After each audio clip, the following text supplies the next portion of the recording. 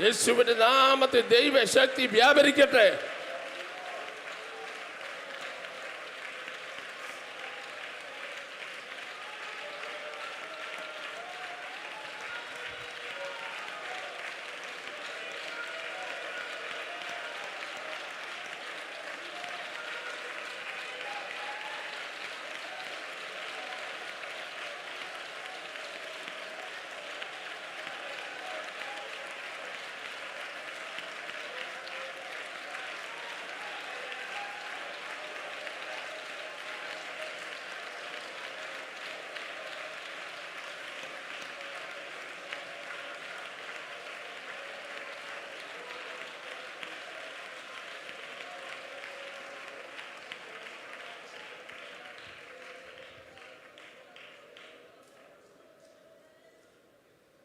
Israel മക്കൾ 40 വർഷമാണ് ദൈവത്തിൻ്റെ മേഘത്തിൻ്റെ കീഴിലിരുന്നത്. 40 years. മേഘസ്തംഭവും അഗ്നിസ്തംഭവും. ഒരു സ്ഥലത്തു നിന്ന് മറ്റൊരു സ്ഥലത്തേക്ക് മാറണമെങ്കിൽ മേഘം പൊങ്ങുന്ന കാണണം. മേഘം പൊങ്ങാൻ സമയം പൊങ്ങുന്ന കാണുമ്പോൾ ഒരു കൂടാരത്തിൻ്റെ കുറ്റിയും കൊളുത്തും അവർ അഴിക്കാൻ തുടങ്ങും. മേഘം പൊങ്ങുമ്പോൾ അവർക്കറിയാം അടുത്തൊരു സ്ഥലത്തേക്കുള്ള യാത്രയാണെന്ന്. ചില ദൈവമക്കളുടെ ഉള്ളിൻ്റെ അറിയാം മേഘം പൊങ്ങിക്കൊണ്ടിരിക്കുകയാണ്. ഈ ഭൂമിയോടെ നമ്മളെ ആഞ്ഞടിച്ചു വെച്ച ചില കുറ്റികളും കൊളുത്തുകളും ഇന്ന് പലക്കാലം ഊരാ സമയമായി. ഓ, നിന്റെ ശരീരം അത് വിളിച്ചറിയിക്കുകയാണ്. മേഘം പൊങ്ങാൻ സമയമായി. ഹല്ലേലൂയ. അതുകൊണ്ടല്ലേ പാട്ടുകാരൻ പാടുന്നത്, മേഘം പൊങ്ങിക്കാണുന്നേ നിത്യകൂടാരത്തിൽ ചേരാ. മേഘം പൊങ്ങിക്കാണുന്നേ നിത്യകൂടാരത്തിൽ ചേരാൻ ആശാപാശമാകും കുറ്റികൾ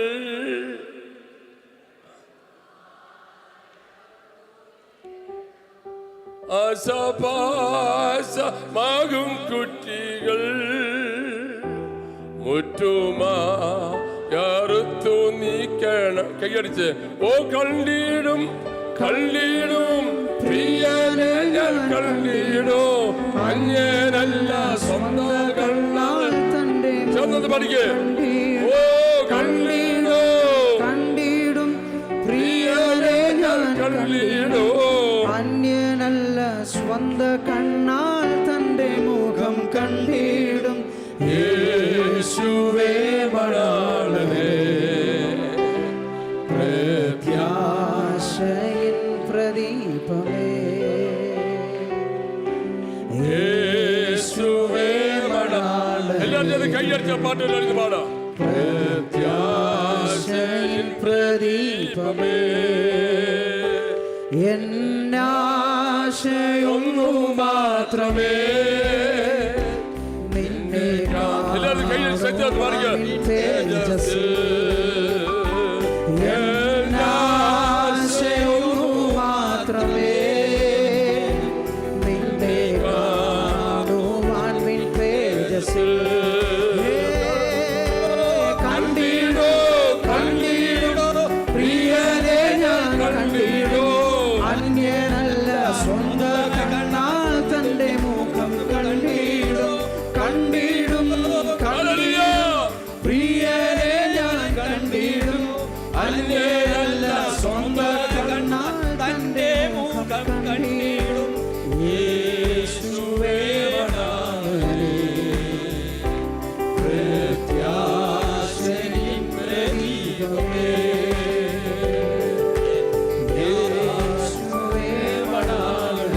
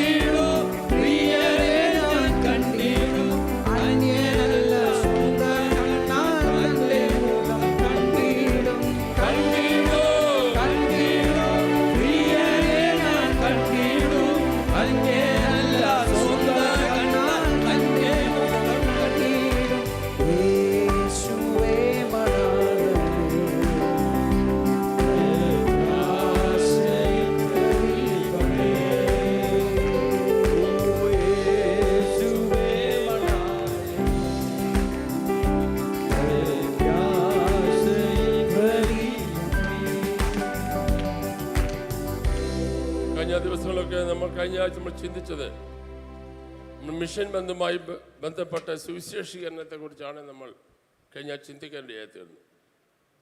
ഈ മാസം മുഴുവൻ നമ്മൾ കർത്താവിനെ മാത്രമുള്ള വേലയ്ക്ക് വേണ്ടിയുള്ള പ്രത്യേകമായ തീരുമാനത്തോടെ ഫീൽഡിൽ ഇറങ്ങിയിരിക്കുകയാണ്. കഴിഞ്ഞ ആഴ്ചകളിൽ അനേക ഭവനങ്ങൾ കയറി ഇറങ്ങാനായിട്ട് കർത്താവ് സഹായിച്ചു. പല സ്ഥലങ്ങളിൽ പരസ്യങ്ങൾ നടത്താനായിട്ട് ഇടയായി തീർന്നു. അവരവരുടെ വീടുമായി ബന്ധപ്പെട്ട അയൽവക്ക ഭവനങ്ങളിലൊക്കെ സുവിശേഷം അറിയിക്കാൻ ട്രാക്റ്റുകൾ കൊടുക്കാനായിട്ട് കർത്താവ് നമ്മളെ സഹായിച്ചു. അത് നമ്മൾ ഈ മാസം മുഴുവൻ തുടരുകയാണ്. അത് ഈ മാസം മാത്രം ചെയ്യേണ്ടതല്ല, 12 മാസവും ചെയ്യേണ്ട കാര്യമാണത്. എന്നാൽ നിങ്ങൾക്ക് ഉത്സാഹം വരത്തക്കോണമായിട്ട് നമ്മൾ ഈ സുവിശേഷീകരണത്തിൻ്റെ ഒരു മാസമായി നമ്മളിനെ മാറ്റി ചെയ്തു വരികയാണ്. ഞങ്ങൾ റിക്വസ്റ്റ് ചെയ്യുന്നു, ഈ സഭയിലെ എല്ലാ വിശ്വാസികളും 5 കുടുംബങ്ങളുടെ പേര് വെച്ച് പ്രാർത്ഥിക്കണം. 5 ഫാമിലിയുടെ പേര്. അവരുമായി നിങ്ങൾ ടെലിഫോണിലോ നേരിട്ടോ ബന്ധപ്പെടണം. 5 വീട്ടിൽ നമ്മുടെ ട്രാക്റ്റ് എത്തണം. അവരെ വിളിച്ചുകൊണ്ട് നിങ്ങൾ വീട്ടിൽ പ്രാർത്ഥന നടത്താൻ നോക്കുമ്പോൾ പ്രാർത്ഥന നടത്തും. നിങ്ങൾക്ക് അവരുടെ സുവിശേഷം പറയാനായിട്ട് മടിയുണ്ടെങ്കിൽ, അല്ല നിങ്ങൾക്കത് അറിയത്തില്ലെങ്കിൽ, ഇവിടെ പാസ്റ്റേഴ്സ് ഉണ്ട്. 10-20 പാസ്റ്റർമാർ നമ്മുടെ സഭയിലുണ്ട്. അവരെ അയച്ചു തരുന്നതായിരിക്കും. നിങ്ങൾ മീറ്റിംഗ് വെച്ചാൽ അവരെ കോൺടാക്ട് ചെയ്യാൻ, അവർ വീട്ടിൽ പോകാനായിട്ട്, നിങ്ങളെ സഹായിക്കാനായിട്ട് അവർ വരും. ഒരു കുഞ്ഞു പോലും ഈ കാര്യത്തിൽ മാറി നിൽക്കാൻ പാടില്ല. എല്ലാ പ്രായമുള്ളവരും മാതാപിതാക്കളും കുഞ്ഞുങ്ങളും ഈ കാര്യത്തിൽ ഉത്സാഹിക്കണം. അടുത്ത വെള്ളിയാഴ്ച 5 മണിക്ക് നമ്മുടെ യൂത്ത് ചെറുപ്പക്കാരായിട്ടുള്ള സഹോദരങ്ങളെ, കുഞ്ഞുങ്ങളെ തിരുവല്ലായിലും പരിസരങ്ങളും ട്രാക്റ്റ് കൊടുക്കാനായിട്ട് പോകുകയാണ്. തിരുവല്ല ടൗൺ മൊത്തം ട്രാക്റ്റ് കൊടുക്കാനായിട്ടുള്ള ക്രമീകരണങ്ങൾ ചെയ്യുകയാണ്. ഈ ദേശം മുഴുവൻ നമ്മൾ ഭജനം കൊണ്ട് നിറയ്ക്കുകയാണ്. കഴിഞ്ഞ ഹൗസിംഗ് കോളനിയിൽ പോയി നമ്മുടെ സഹോദരങ്ങൾ ട്രാക്റ്റ് കൊടുത്തു. അവിടുന്ന് മറ്റൊരു പശ്ചാത്തലത്തിൽപ്പെട്ട ഒരാളെ, ഒരു ഹൈലി ക്വാളിഫൈഡ് ആയിട്ടുള്ളൊരു ആൻറ്റി വിളിക്കാനിടയായി തീർന്നു. ആ ആൻറ്റിക്ക് ചില പ്രാർത്ഥനാ വിഷയങ്ങളോട് വീട്ടിൽ ചെന്ന് പ്രാർത്ഥിക്കാനായിട്ട് പറഞ്ഞിരിക്കുകയാണ്. കൊടുക്കുന്ന ട്രാക്റ്റുകളിൽ നമ്പർ കണ്ടിട്ട് ആളുകൾ വിളിക്കാൻ തുടങ്ങിയിട്ടുണ്ട്, ആളുകൾ വരാൻ തുടങ്ങിയിട്ടുണ്ട്. നിങ്ങൾ വർക്ക് ചെയ്യുമ്പോൾ ആത്മാക്കൾ വരും. ഒരാത്മാവിൻ്റെ വില സർവ്വലോകത്തേക്കാൾ വിലയേറിയതാണ്. അതുകൊണ്ട് ഈ ദിവസങ്ങളിൽ ആത്മഭാരമുള്ളവരായിട്ട് നമ്മൾ മാറണം. ആടുകളല്ല പ്രസവിക്കേണ്ടത്, ഇടയനല്ല പ്രസവിക്കേണ്ടത്, ആടുകളാണ് പ്രസവിക്കേണ്ടത്. ഇടയന്മാരെ അതിനെ നോക്കി നിർത്തിയാണ് ഇതിൻ്റെ. അപ്പോൾ ഇവിടെയുള്ള ആടുകൾ പ്രസവിക്കാനുള്ള സമയമായിരിക്കുകയാണ്, ആത്മാക്കളെ നേടാനുള്ള സമയമായിരിക്കുകയാണ്. യോഗ്യച്ചൻ്റെ സഭ വളരാനുള്ള കാര്യം അവിടെയുള്ള പ്രയർ സെല്ലുകളാണ്. ഓരോ വിശ്വാസികളും അടുത്തടുത്തുള്ള ആളുകളെ വിളിച്ചുകൊണ്ട് യോഗത്തിന് വരികയും അവരാണ് ആ സഭയുടെ വളർച്ചയ്ക്ക് കാരണം. അതല്ല യോഗ്യച്ചോ എല്ലാവരും കൂടി നടക്കുകയായിരുന്നില്ല. അതുകൊണ്ട് ഇത് പാസ്റ്റർമാരെ മാത്രം ഡ്യൂട്ടിയായിട്ട് നിങ്ങൾ കരുതരുത്. ഇവിടെയുള്ള എല്ലാ വിശ്വാസികളും അവിടെ ചെല്ലുമ്പോൾ നമ്മൾ ചില ആത്മാക്കളെ കാഴ്ചവെക്കണം. ആകുന്നതിന് ട്രാക്റ്റ് ആണെങ്കിൽ അങ്ങനെ പറയാനാണെങ്കിൽ അങ്ങനെ ഒരു വീട്, ഒരു കുടുംബം, 5 കുടുംബത്തെ വീതം എയിം ചെയ്ത് നിങ്ങൾക്ക് ഏത് കുടുംബത്തെയും അതിനകത്ത് ജോയിൻ ചെയ്യാം. അവരെ ചേർത്ത് പിടിക്കണം, അവർക്ക് വേണ്ടി പ്രാർത്ഥിക്കണം. അവർ വീട്ടിൽ ആവശ്യമുണ്ടെങ്കിൽ പോകണം, അവർ ഭാരമുണ്ടെങ്കിൽ വിളിച്ചു പറഞ്ഞ് അവർക്ക് വേണ്ടി പ്രാർത്ഥിക്കണം. ദിവസം വരെ കൊണ്ടുപോയി ആ വീട്ടിൽ പ്രാർത്ഥിക്കാനായിട്ട് ഉത്സാഹിക്കണം. അങ്ങനെ നല്ല നിലയിൽ ഈ ദിവസങ്ങളുടെ ശുശ്രൂഷകൾ മുമ്പോട്ട് പോകാൻ ദൈവം സഹായിക്കട്ടെ എന്ന് ആത്മാർത്ഥമായി പ്രാർത്ഥിക്കുകയാണ്. അതിനെ നിങ്ങൾക്ക് ഉത്സാഹം വരുന്ന നിലയിലുള്ള മെസ്സേജുകളാണ് ഈ മാസങ്ങൾ ഞാൻ തരാനായിട്ട് കർത്താവിൽ ആഗ്രഹിക്കുന്നത്. അതിന് ശേഷം നമ്മൾ തുടരുന്ന, നമ്മൾ നേരത്തെ ധ്യാനിച്ചു വന്ന വചനം അതിന് ശേഷം നമ്മളെ ധ്യാനിക്കുന്നതായിരിക്കും.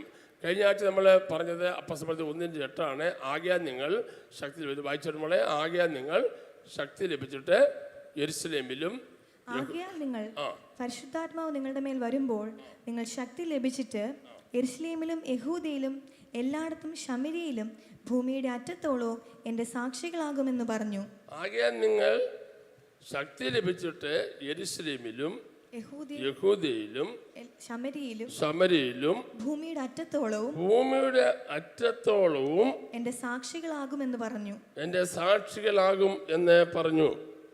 അപ്പോൾ ഇവിടെ നമ്മൾ കാണുന്നത് ശക്തി ലഭിക്കുമ്പോൾ ദൈവത്തിന് സാക്ഷികളാകണം. യേശു ഏറ്റവും ഒടുവിൽ പറഞ്ഞതായ ദൈവിക വാഗ്ദത്തമാണ് അത്. ശക്തി ലഭിച്ചിട്ട് യേശുവിൻ്റെ സാക്ഷികളാകണം എന്ന് പറയാനിടയായി തീർന്നു. നമ്മളതിനെക്കുറിച്ച് ചിന്തിച്ചതാണ്. ഞാൻ വീണ്ടും അത് എടുത്ത് സംസാരിക്കുന്നില്ല. 1 കൊരിന്ത്യർ 9 16 വാക്യത്തിൽ അപ്പോസ്തലനായ പൗലോസ് പറയുന്ന ഭാഗങ്ങൾ വളരെ പ്രധാനപ്പെട്ടതാണ്. ഒന്ന് വായിച്ചാട്ടെ. ഞാൻ സുവിശേഷം അറിയിക്കുന്നുവെങ്കിൽ അപ്പോസ്തലനായ പൗലോസ് പുതിയ നിയമ സഭയ്ക്ക് വളരെ മാതൃകയുള്ളൊരു അപ്പോസ്തോലിക ശുശ്രൂഷ ദൈവദാസനാണ്. അദ്ദേഹത്തിൻ്റെ ലേഖനങ്ങളിലെല്ലാം ആത്മാക്കളെ നേടാനുള്ളതായ താല്പര്യമായിരുന്നു. ഞാനീ പറയുന്നത് നിങ്ങൾക്കൊരു പെട്ടെന്നൊരു നന്മ ഉണ്ടാകുന്ന കാര്യമല്ല പറയുന്നത്, നമ്മൾ ചെയ്യേണ്ട കാര്യമാണ് പറയുന്നത്. ആരും ഉറങ്ങല്ലേ, എല്ലാവരും ഉത്സാഹത്തോടെ ഈ പറയുന്ന കാര്യം ശ്രദ്ധിക്കണമെന്ന് ഓർപ്പിക്കുന്നു. പത്രോസിൻ്റെ വിളി ആയിരുന്നില്ല പൗലോസിൻ്റെ വിളി. പത്രോസിനെ ദൈവം വിളിച്ചത് യഹൂദന്മാരുടെ ഇടയിലുള്ള ശുശ്രൂഷയ്ക്ക് വേണ്ടിയായിരുന്നു, യഹൂദന്മാരെ നേടാനായിരുന്നു. എന്നാൽ പൗലോസിനെ ദൈവം വിളിച്ചത് ജാതികളുടെ ഇടയിലുള്ള ശുശ്രൂഷയ്ക്കായിരുന്നു. എന്നാൽ പത്രോസിനെ ജാതികളുടെ ഇടയിലേക്ക് ഇറക്കാനായിട്ട് തുപ്പട്ടിയുടെ ദർശനം ദൈവം കൊടുത്തു. ആ ദർശനം കിട്ടിക്കഴിഞ്ഞപ്പോഴാണ് പത്രോസിനെ ജാതികളുടെ ഇടയിലേക്ക്, ആ ദർശനത്തിന് ശേഷം നമുക്കറിയാം, ആ ദർശനത്തിന് ശേഷം പത്രോസ് കൊർന്നേലിയോസിന്റെ വീട്ടിൽ പോയി അവിടെ പ്രസംഗിച്ചുകൊണ്ടിരുന്നപ്പോൾ തന്നെ എല്ലാവരും ആത്മാവ് വന്നു അവിടെ സഭ സ്ഥാപിക്കുവാനും അവിടെ സ്നാനം നടക്കാനും വേണ്ടിയായി തീർന്നു. അപ്പോൾ മനസ്സിലാക്കേണ്ട കാര്യം, പത്രോസിനെ ആ യഹൂദന്മാരുടെ പരിച്ഛേദനെക്കുറിച്ചൊക്കെ പത്രോസ് വളരെ ആഴമായിട്ട് നിർബന്ധമായി വേണമെന്നൊക്കെ പറഞ്ഞ ആളായിരുന്നു പത്രോസ്. എന്നാൽ ഈ പൗലോസ് ജാതികളിലേക്ക് സുവിശേഷം എത്തണം എന്ന് ആഗ്രഹിച്ച ഒരു കർത്താവിൻ്റെ ദാസനായിരുന്നു. രണ്ടിനും കൂടി ജോയിൻ ചെയ്താണ് ശുശ്രൂഷകളെ മുമ്പോട്ട് പോയതെന്ന് ലേഖനങ്ങളൊക്കെ വായിക്കുമ്പോൾ നമുക്ക് മനസ്സിലാക്കാൻ കഴിയുകയാണ്. അപ്പോൾ ഇവിടെ മനസ്സിലാക്കേണ്ട കാര്യം, ഈ ജാതികളുടെ അപ്പോസ്തലൻ എന്ന് പേരുള്ളതായ ഈ പൗലോസ് തൻ്റെ ജീവിതത്തിൽ പറയുന്ന ചില പ്രധാനപ്പെട്ട കാര്യങ്ങളാണ് ഇവിടെ വായിക്കുന്നത്. എല്ലാവരും ബൈബിളും തുറന്നു വെച്ചിട്ട് അത് നമ്മുടെ ജീവിതത്തിൽ പ്രാവർത്തികമാക്കണം. ചില ആൾ പൗലോസിനെ ഭയങ്കരമായി കളത്തി സംസാരിക്കും. പൗലോസ് ഒരു കപ്പലെ തുടങ്ങി പോതപ്പേ തീർന്നു, പൗലോസ് അങ്ങനെ ആയിരുന്നു, പൗലോസ് ജീവിതം സൂക്ഷിച്ച ആളാണ്, പൗലോസ് എന്ത് പറഞ്ഞു അതുപോലെ ജീവിച്ചു എന്നൊക്കെ പറഞ്ഞ് അവർക്ക് ഇഷ്ടമുള്ള ഭാഗം എടുത്ത് പൗലോസിനെ പുകഴ്ത്തി പറഞ്ഞ് കേട്ടിട്ടുണ്ട്. പക്ഷേ എനിക്ക് പൗലോസിൻ്റെ എല്ലാ ലേഖനങ്ങളിലും പറയുന്നതിനേക്കാളും പൗലോസ് പറഞ്ഞ ഈ ഭാഗം എന്നെ വളരെ അട്രാക്റ്റ് ചെയ്തു. ആത്മാക്കളെ നേടുന്ന കാര്യം അത് മാത്രം നമ്മൾ ആരും ഒരു പ്രാസംഗികമാരും പറയത്തില്ല. അത് നമുക്ക് ചെയ്യേണ്ട കാര്യമായതുകൊണ്ട് നമുക്കതിനെക്കുറിച്ച് വലിയ ഇഷ്ടമില്ല കേൾക്കാനും പറയാനും. പക്ഷേ ഞാനിന്ന് പറയുന്നു, അതാണ് പ്രധാനപ്പെട്ട കാര്യം. ഞാൻ ഇന്ന് രാവിലെ മനസ്സിലിങ്ങനെ ഓർത്തു, രാവിലെ നേരത്തെ ഉണർന്നു, അപ്പം ഇങ്ങനെ ഓർത്തു, നിങ്ങൾ ഓർക്കണം, ഈ മീഡിയാസ് ഒന്നും ഇല്ലാത്തൊരു കാലഘട്ടത്തിൽ, മൊബൈൽ ഇല്ലാത്ത കാലം, TV ഇല്ലാത്ത കാലം, മൈക്കില്ലാത്ത കാലം, യാതൊരുവിധ ആധുനിക സംവിധാനങ്ങളും ഇല്ലാത്തൊരു കാലത്താണ് യേശുക്രിസ്തു 12 ശിഷ്യന്മാരെ സുവിശേഷം ഏൽപ്പിച്ചത്. എന്നിട്ട് കർത്താവ് പറഞ്ഞു, നിങ്ങൾ ചെന്നൈക്കൽ നടുവിൽ കുഞ്ഞാടുകളെ പോലെ ഞാൻ നിങ്ങളെ എന്ത് ചെയ്യുന്നു, അയക്കുന്നു എന്ന് പറഞ്ഞ് അവരെ പ്രാർത്ഥിച്ച് അയക്കുകയാണ്. നിങ്ങൾ ഓർക്കണം, ആ 12 പേരെ ഈ സാഹചര്യങ്ങളൊക്കെ ഒന്നുമില്ലാത്ത കാലഘട്ടത്തിലാണ് അവർ സുവിശേഷമായിട്ട് ഇറങ്ങിയത്. പക്ഷെ ആ കാലത്ത് തന്നെ ലോകം മുഴുവൻ സുവിശേഷം നിറയ്ക്കാൻ അവരെ ദൈവം ഉപയോഗിച്ചു. ഓരോ അപ്പോസ്തലന്മാരെ ഓരോ ഭൂഖണ്ഡങ്ങളിലേക്ക് ദൈവം എന്ത് ചെയ്തു, അയച്ചു. ചരിത്രം പഠിച്ചാൽ നമുക്കത് മനസ്സിലാകും. അപ്പോൾ ആധുനിക സംവിധാനങ്ങൾ ഇല്ലാതെ തന്നെ ലോകത്തിൽ സുവിശേഷമായി അവർക്ക് പോകാൻ പറ്റിയെങ്കിൽ ഇന്നത്തെ കാലഘട്ടത്തിൽ എത്രമാത്രം നമുക്ക് സുവിശേഷം അറിയിക്കാൻ പറ്റും. TV യിലൊക്കെ മെസ്സേജ് പറഞ്ഞാൽ ഏത് മനുഷ്യൻ്റെ ഇടയ്ക്കലും ആ സുവിശേഷം ഇപ്പോൾ എത്തത്തക്കടമുള്ള സംവിധാനങ്ങളായി, യൂട്യൂബിൽ കൂടെ മറ്റ് സംവിധാനങ്ങൾ കൂടെ. എന്നാൽ അതൊക്കെ ഇല്ലാത്തൊരു കാലഘട്ടത്തിൽ പോലും അപ്പോസ്തലന്മാരെ കർത്താവിന് വേണ്ടി ശക്തമായി പ്രവർത്തിക്കാൻ കഴിഞ്ഞു എന്നുള്ളത് എടുത്തു പറയേണ്ട കാര്യമാണ്. അങ്ങനെയാണെങ്കിൽ ഇപ്പോൾ നമ്മുടെ സാധ്യതകൾ വളരെയാണ്. പ്രിയമുള്ളവരെ, 10 വർഷം കഴിയുമ്പോൾ 20 വർഷം കഴിയുമ്പോൾ നമ്മൾ എത്ര പേര് ഈ ഭൂമിയിൽ കാണുമെന്ന് എനിക്കറിയത്തില്ല. എനിക്ക് എത്ര നാൾ ഈ സ്റ്റേജിൽ നിന്നോട് പ്രസംഗിക്കാൻ കഴിയുമെന്ന് എനിക്കറിയത്തില്ല. എൻ്റെ ആയുസിൻ്റെ ഒരു നല്ല ഭാഗം തീർന്നു കഴിഞ്ഞിരിക്കുകയാണ്. അപ്പം എനിക്ക് നിങ്ങളെ ഓർപ്പിക്കാനുള്ളത്, നിങ്ങളെ പ്രബോധിപ്പിക്കാനുള്ളത്, നമ്മൾ മാറിയാലും സുവിശേഷം മാറുന്നില്ല. സ്തോത്രം പറഞ്ഞാട്ടെ, ആമേൻ. 33 വർഷത്തിന് മുമ്പ് തിരുവല്ലയിൽ ഇങ്ങനെ സഭയില്ലായിരുന്നു, പ്രയർ സെൻ്റർ ഇല്ലായിരുന്നു. സഭകളുണ്ടായിരുന്നു, പക്ഷെ പ്രയർ സെൻ്റർ ഇല്ലായിരുന്നു. നമ്മൾ വിശ്വാസ സ്റ്റെപ്പുകൾ വെച്ചപ്പോൾ കഴിഞ്ഞ 30-ലധികം വർഷം കൊണ്ട് ദൈവം ഈ സഭ ഇത്രയും വളർത്തിയെടുത്തു. അപ്പം ഞാൻ ചോദിക്കും, ഇത്രയും മതിയോ? ഇനി ആത്മാക്കളില്ലേ ഇവിടെ? 10, 50, 100 പേരെ കാണുമ്പോൾ ആളുകളായി നമ്മൾ ചിന്തിക്കരുത്. ലക്ഷക്കണക്കിന് ആളുകൾ, കോടിക്കണക്കിന് ആളുകളാണ് നമ്മുടെ രാജ്യത്ത് നിറഞ്ഞു കവിഞ്ഞുകൊണ്ടിരിക്കുന്നത്. 97% ആളുകളും ഇന്ത്യയിൽ യേശുവാരാണെന്ന് അറിയാതിരിക്കുക. അവരോട് ദൂത് പറയാൻ നമുക്കൊരു ഉത്തരവാദിത്വമില്ലേ എന്നാണ് ഞാൻ ചോദിക്കുന്നത്. ഇന്ന് പൽക്കാലം ഇത് പ്രസംഗം, രാജ്യപ്പൊക്കാല പാസ്റ്റർ പ്രസംഗം കേൾക്കാനല്ല നമ്മൾ വന്നത്. നമ്മൾ ഉത്തരവാദിത്തങ്ങൾ തിരിച്ചറിയണം. നമ്മളെ എന്തിനു ദൈവം വിളിച്ചു, നമ്മളെ എന്തിനു വേണ്ടിയാണ് ദൈവം സഭയെ കൊണ്ടുവന്നത്? എല്ലാ ഞായറാഴ്ച വന്ന് കൈയിടിച്ച് 27 എടുത്തുകൊണ്ട് പോകാനാണോ ദൈവം നമ്മളെ വിളിച്ചത്? അല്ല. ഇതുപോലെ സമാധാനമില്ലാത്ത ധാരാളം ആളുകൾ പുറത്തുണ്ട്. അവരെ വിളിച്ചുകൊണ്ട് വരാനൊരു ജോലി ദൈവം നമ്മളെ ഏൽപ്പിച്ചിരിക്കുകയാണ്. കൈ എടുത്ത് സ്തോത്രം പറഞ്ഞാട്ടെ. ഇന്ന് ആത്മഭാരം നിങ്ങളുടെ കൈകൾ അടിച്ച് ഉറക്കെ സ്തോത്രം പറ. അതിന്റെ ഒരു ആത്മഭാരം.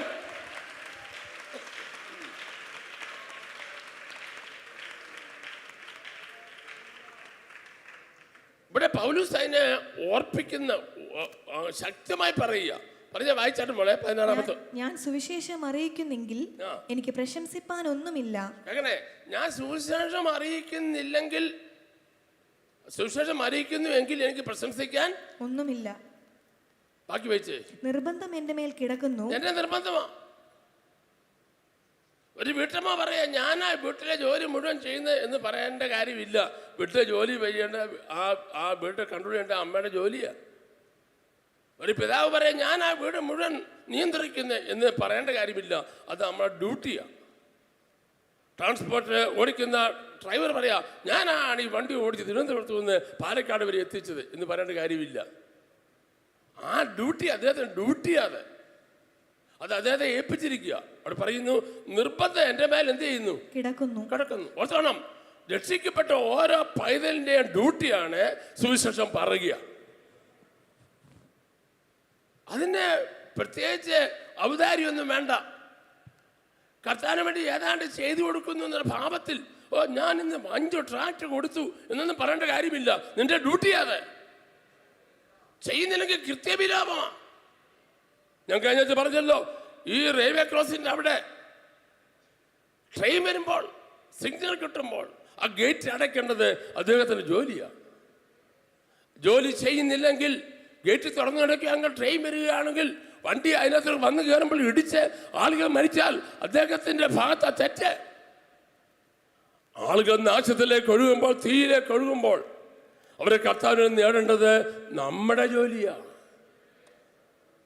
ഞാൻ അമേരിക്കയിൽ 1995 ആദ്യമായി പോകുമ്പോൾ ഷിക്കാഗോ പട്ടണത്തിൽ കൺവെൻഷന് വേണ്ടി പ്രസംഗിക്കാൻ വിളിച്ചു. ഞാൻ അവിടെ ഫ്ലൈറ്റിൽ ചെന്ന് ഇറങ്ങുമ്പോൾ ആ എയർപോർട്ടിൽ ഇറങ്ങി അങ്ങോട്ട് ചെല്ലുന്നതിൻ്റെ ആ വാതുക്കൽ 5-8 ചെറുപ്പക്കാരായ സായിപ്പ് കുഞ്ഞുങ്ങൾ നിൽക്കുന്നു. മിടുക്കന്മാരെ കണ്ടാൽ നല്ല സുന്ദര കൂട്ടപ്പന്മാരെ. ഞാനവരെ സൂക്ഷിച്ച് നോക്കിയപ്പോൾ തലയെല്ലാം വട്ടം വടിച്ച് തലയിലൊരു കുടുമിയും കെട്ടുമൊക്കെ ഉണ്ട്. നമ്മുടെ ഇന്ത്യയിലെ ഒരു സംഘടനയുടെ പ്രതിനിധികളാണ് നിൽക്കുക അവിടെ. അതിന് പേര് ഞാൻ പറയുന്നില്ല, ലൈവ് ഉള്ളതുകൊണ്ട് പേര് ഞാൻ പറയുന്നില്ല. അവരെ നിറച്ച് പുസ്തകമുണ്ട്. എന്നെ കണ്ടപ്പോൾ ഞാൻ ഒരു ഇന്ത്യക്കാരനെന്ന് അവർക്ക് മനസ്സിലായി. അവരെല്ലാവരും എന്നെ അങ്ങ് പൊതിഞ്ഞു. ഈ പുസ്തകം ഒന്ന് നോക്കണം, ഫ്രീയാ, ഒന്ന് നോക്കണം, ഒന്ന് വായിക്കണം. ഇതിനകത്ത് ആമേൻ ഇന്ന കാര്യം എഴുതിയിട്ടുണ്ട്.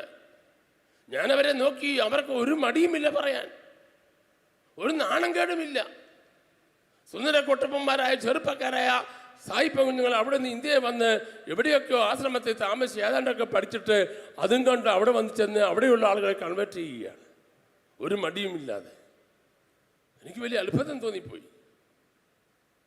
അവർക്കൊരു മടിയുമില്ല പറയാൻ. ഞാനൊരു ഇന്ത്യക്കാരെന്ന് അറിഞ്ഞപ്പോൾ എന്നെ എങ്ങനെയെങ്കിലും പറഞ്ഞ് എന്നെ അതിനകത്ത് നിന്ന് തിരിക്കാനുള്ള ശ്രമമാണ് അവർ. ഒറ്റ സെക്കൻഡുണ്ട്. ഫ്ലൈറ്റിൽ നിന്ന് ഇറങ്ങി വരുന്ന നമ്മുടെ ഇറങ്ങി വരുന്ന ഭാഗത്ത് തന്നെ മാർക്ക് നിൽക്കുക. നമ്മൾ വിചാരിച്ച് സ്വീകരിക്കാൻ നിൽക്കുകയാണ്. ഈ ബുക്കുമായി നിൽക്കുകയാണ്. ബുക്ക് നമ്മളെ ഫ്രീ ആയിട്ട് പിടിച്ചേൽപ്പിക്കുക. ഞാൻ പറഞ്ഞു ഞാൻ ഇന്ത്യയിൽ നിന്ന് വരികയാണ്, ഇരുന്ന് അടുക്കുന്ന വരുന്നതെന്നൊക്കെ പറഞ്ഞത് അവർക്ക് മനസ്സിലാകുന്നില്ല. അവർക്കെങ്കിലും നമ്മളെ പിടിച്ചേൽപ്പിക്കണം.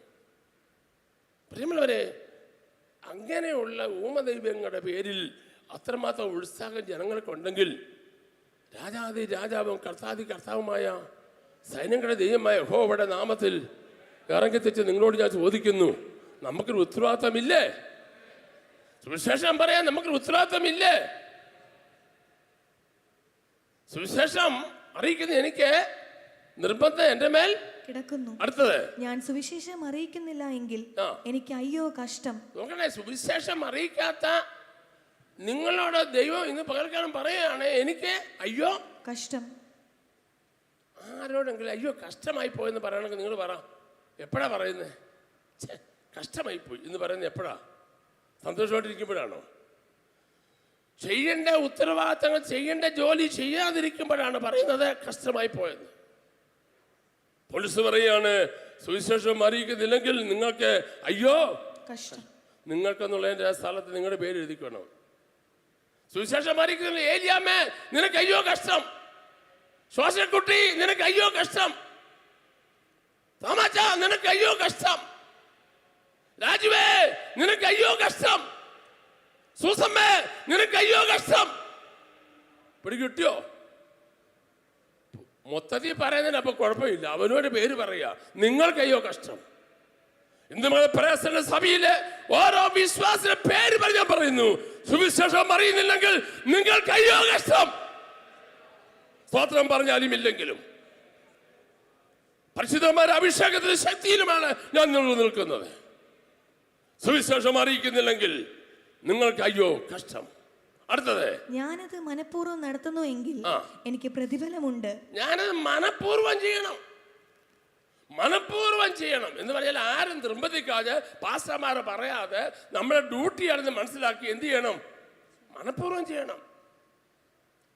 നമ്മുടെ നാട്ടിൽ രണ്ടുവിധ പണിയുണ്ട്, ഒന്ന് തച്ചുണ്ട്, മറ്റൊന്ന് ഉടമ്പടിയുണ്ട്. തച്ചു ഉടമ്പടിയുടെ വ്യത്യാസം എന്നാ? തച്ചേരൻ രാവിലെ 8 മണിക്ക് വന്ന് ചൊറിഞ്ഞിരിക്കും, പിന്നെ ഇടയ്ക്ക് നിൽക്കും, പിന്നെ ഒരു ഗ്ലാസ് വെള്ളം കുടിക്കും, പിന്നെ 2 കൊത്തു കൊത്തും, പിന്നെ ഇച്ചിരി വെള്ളം കുടിക്കും, പിന്നെ ഇങ്ങനെ തട്ടി 5 മണി വരെ ഇങ്ങനെ തട്ടി നിൽക്കും. അതാണ് തച്ച്. പണിതാനും കുഴപ്പമില്ല, പണിതില്ലും കുഴപ്പമില്ല. ഉടമ്പടി അങ്ങനെയല്ല. ഉടമ്പടി പൈസക്ക് ഇട്ടിരിക്കുക. ഈ പറമ്പ് മുഴുവൻ കളിക്കുന്നതിന് ഇത്ര രൂപ തച്ചാ, ഇത്ര രൂപ ഉടമ്പടിയാ, അത് അവൻ്റെ ഡ്യൂട്ടിയാ, തീർത്തേ പറ്റത്തുള്ളൂ. പെന്തിക്കോസ്തുകാരെ ഒരു കാര്യം ഞാൻ പറയാം, നമ്മുടെ പണി തച്ചല്ല, നമ്മുടെ ഉടമ്പടിയാ. ആമേൻ. നിർബന്ധം എന്ത് ചെയ്യുന്നു? പറഞ്ഞാട്ടെ, നിങ്ങൾ ക്ഷണിക്കല്ലേ, ഇത് പറഞ്ഞേ എനിക്ക് ഒക്കത്തുള്ളൂ. എന്ത് ചെയ്യണം? നിർബന്ധം എൻ്റെ മേൽ കിടക്കുന്നു. അടുത്തേ, ഞാൻ സുവിശേഷം അറിയിക്കുന്നില്ല എങ്കിൽ എനിക്ക് അയ്യോ കഷ്ടം. ഞാനത് മനഃപൂർവ്വം നടത്തുന്നുവെങ്കിൽ എനിക്ക് പ്രതിഫലമുണ്ട്. മനഃപൂർവ്വമല്ലെങ്കിലും കാര്യമെങ്കിൽ ഭരമേൽപ്പിച്ചിരിക്കുന്നു. സുവിശേഷം പറയുന്നവർക്ക് പ്രതിഫലമുണ്ടെന്ന്. ഞാൻ ഇതിന്റെ മെസ്സേജിന്റെ അവസാനം ഇന്നല്ല, ഈ മെസ്സേജ് തീരുമ്പോൾ ആ പ്രതിഫലങ്ങൾ എന്താണെന്ന് അന്ന് പറയും. ഇന്നത് പറയാൻ സമയം എടുക്കുന്നില്ല. പ്രതിഫലമുണ്ട്. അടുത്ത വായിച്ചേ. എന്നാൽ എന്റെ പ്രതിഫലം എന്ത്? സുവിശേഷം അറിയിക്കുമ്പോൾ സുവിശേഷ ഘോഷണത്തിനുള്ള അധികാരം മുഴുവനും ഉപയോഗിക്കാതെ ഞാൻ സുവിശേഷ ഘോഷണം ചെലവ് കൂടാതെ നടത്തുന്നത് തന്നെ. ഞാൻ പറഞ്ഞ സുവിശേഷ ഘോഷണം ചെലവ് കൂടാതെ നടത്തുക. 5 പൈസ ചെലവില്ല നടത്താൻ പറ്റുന്ന ഒരു ജോലിയാണ് സുവിശേഷ ഘോഷണം. വീട്ടിൽ തിരങ്ങുക, ഒരാളെ കാണുക, സുവിശേഷം പറയുക, അതിന് ചെലവില്ല. കൺവെൻഷൻ നടത്താൻ ചെലവുണ്ട്, മാസിക നടത്താൻ ചെലവുണ്ട്, പരസ്യം നടത്താൻ ചെലവുണ്ട്. പക്ഷേ ഒരാൾ വ്യക്തിപരമായ സുവിശേഷം പറയുന്നതിന് എന്തില്ല? ചെലവില്ല. ചെലവ് കൂടാതെ ഞാൻ നടത്തുന്നു. അടുത്ത വായിച്ചാട്ടെ. ഇങ്ങനെ ഞാൻ കേവലം സ്വതന്ത്രനെങ്കിലും അധികം പേരെ നേടേണ്ടതിന് ഞാൻ എന്നെ തന്നെ എല്ലാവർക്കും ദാസനാക്കി. എന്റെ ലക്ഷ്യം അധികം പേരെ നേടണം. എല്ലാവരും ഒന്ന് പറഞ്ഞേ, ശക്തി ഒന്ന് പറഞ്ഞേ. അത് എത്ര പേരാ? 2 ആണോ? ഉറക്കെ പറ, സമയം കളയല്ലേ. 2 ആണോ? 3 ആണോ? 5 ആണോ? 8 ആണോ? എത്ര പേരെ നേടാമോ അത്രയും പേരെ നേടിക്കോണം. നമ്മുടെ ഈ തലമുറയിൽ ഒത്തിരി പേരെ നേടിയ 2 ദേവദാസന്മാരാണ്. ഒന്ന് റെയ്നാഡ് ബോങ്കയും മറ്റൊന്ന് ബില്ലി ഗ്രഹാമുമാണ്. ഇരുണ്ട ആഫ്രിക്കയെ സുവിശേഷം നിറച്ച അഭിഷക്തനാണ് റെയ്നാഡ് ബോങ്കെ. ലക്ഷക്കണക്കിന് ആളുകളെ നേടി, അധികം പേരെ നേടി. 140 രാജ്യങ്ങളിൽ സാറ്റലൈറ്റ് വഴിയായി ലോകം വഴി സുവിശേഷം അറിയിച്ച ശക്തനായ, ഭക്തനായ, വീരനായ ദേവദാസനാണ് ബില്ലി ഗ്രഹാം. ഒറ്റ ആയുസ് കിട്ടും. നമ്മുടെ അതേ ആയുസ് ഉള്ളായിരുന്നു ബില്ലി ഗ്രഹാമിനും ബോങ്കയ്ക്കും. അവരെന്ത് ചെയ്യുന്നറിയാമോ? അധികം പേരെ നേടി. ആധുനിക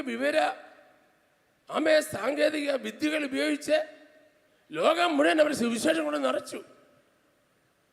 അധികം പേരെ നേടി. അടുത്ത വായിച്ചാട്ടെ. യഹൂദന്മാരെ നേടേണ്ടതിന് ഞാൻ യഹൂദന്മാർക്ക് യഹൂദനെ പോലെ ആയി. അടുത്തത്, ന്യായപ്രമാണത്തിന് കീഴുള്ളവരെ നേടേണ്ടതിന് ഓരോരുത്തരെ നേടാൻ അവരെ പോലെ ആയെന്ന്. യഹൂദന്മാരെ നേടാൻ യഹൂദന്മാരെ പോലെയായി. അടുത്തത്, ന്യായപ്രമാണത്തിന് കീഴുള്ളവരെ നേടാൻ അവരെ പോലെയായി. അടുത്തത്, ന്യായപ്രമാണത്തിന് കീഴുള്ളവർക്ക് ന്യായപ്രമാണത്തിന് കീഴുള്ളവനെ പോലെ ആയി. ദൈവത്തിന് ന്യായപ്രമാണമില്ലാത്തവനാകാതെ ക്രിസ്തുവിന് ന്യായപ്രമാണമുള്ളവനായിരിക്കെ ന്യായപ്രമാണമില്ലാത്തവരെ നേടേണ്ടതിന് ഞാൻ ന്യായപ്രമാണമില്ലാത്തവർക്ക് ന്യായപ്രമാണമില്ലാത്തവനെ പോലെ ആയി. ബലഹീനന്മാരെ നേടേണ്ടതിന് ഞാൻ ബലഹീനർക്ക് ഞാൻ ബലഹീനനായി. അടുത്തത്, ഏത് വിധത്തിലും അതിന്റെ അടി വരയിട്ടേക്കണം. എങ്ങനെ പൗലോസ് പറയുന്നത്?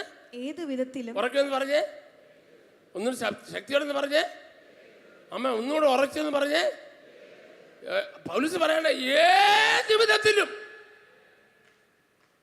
ഏത് വിധത്തിലും കാറ് മേടിക്കണം, ഏത് വിധത്തിലും വീട് പണിയണം, ഏത് വിധത്തിലും എനിക്ക് ചിലതെല്ലാം ഈ ഭൂമിയിൽ ഉണ്ടാക്കണമെന്നല്ല പൗലോസ് പറഞ്ഞത്. ഏത് വിധത്തിലും. എന്നാ വെയിറ്റ് ആ വാക്കിനല്ലേ. നിങ്ങൾക്കൊരു സ്വതം പറയാൻ തോന്നില്ല പ്രിയപ്പെട്ടവര്? ശക്തത്താൽ എല്ലാവരും സ്വതം പറഞ്ഞാട്ടെ.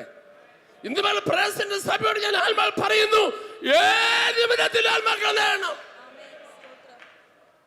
ഏത് വിധത്തിലും പണം തട്ടിക്കൂട്ടുക, ഏത് വിധത്തിലും മറ്റുള്ളവരെ ചതിക്കുക, ഏത് വിധത്തിലും ഇവിടെ തല്ലിക്കൂട്ടുക. എന്നാ തല്ലിക്കൂട്ടിയാലും ശവക്കുഴി വരെ ഉള്ളൂ, ഒന്നും അപ്പുറത്ത് കൊണ്ടുപോകത്തില്ല. പൗലോസ് ഗൗരവമായ ഭാഷ പറയുക, ഏത് വിധത്തിലും നീ ആത്മാക്കളെ നേടണം.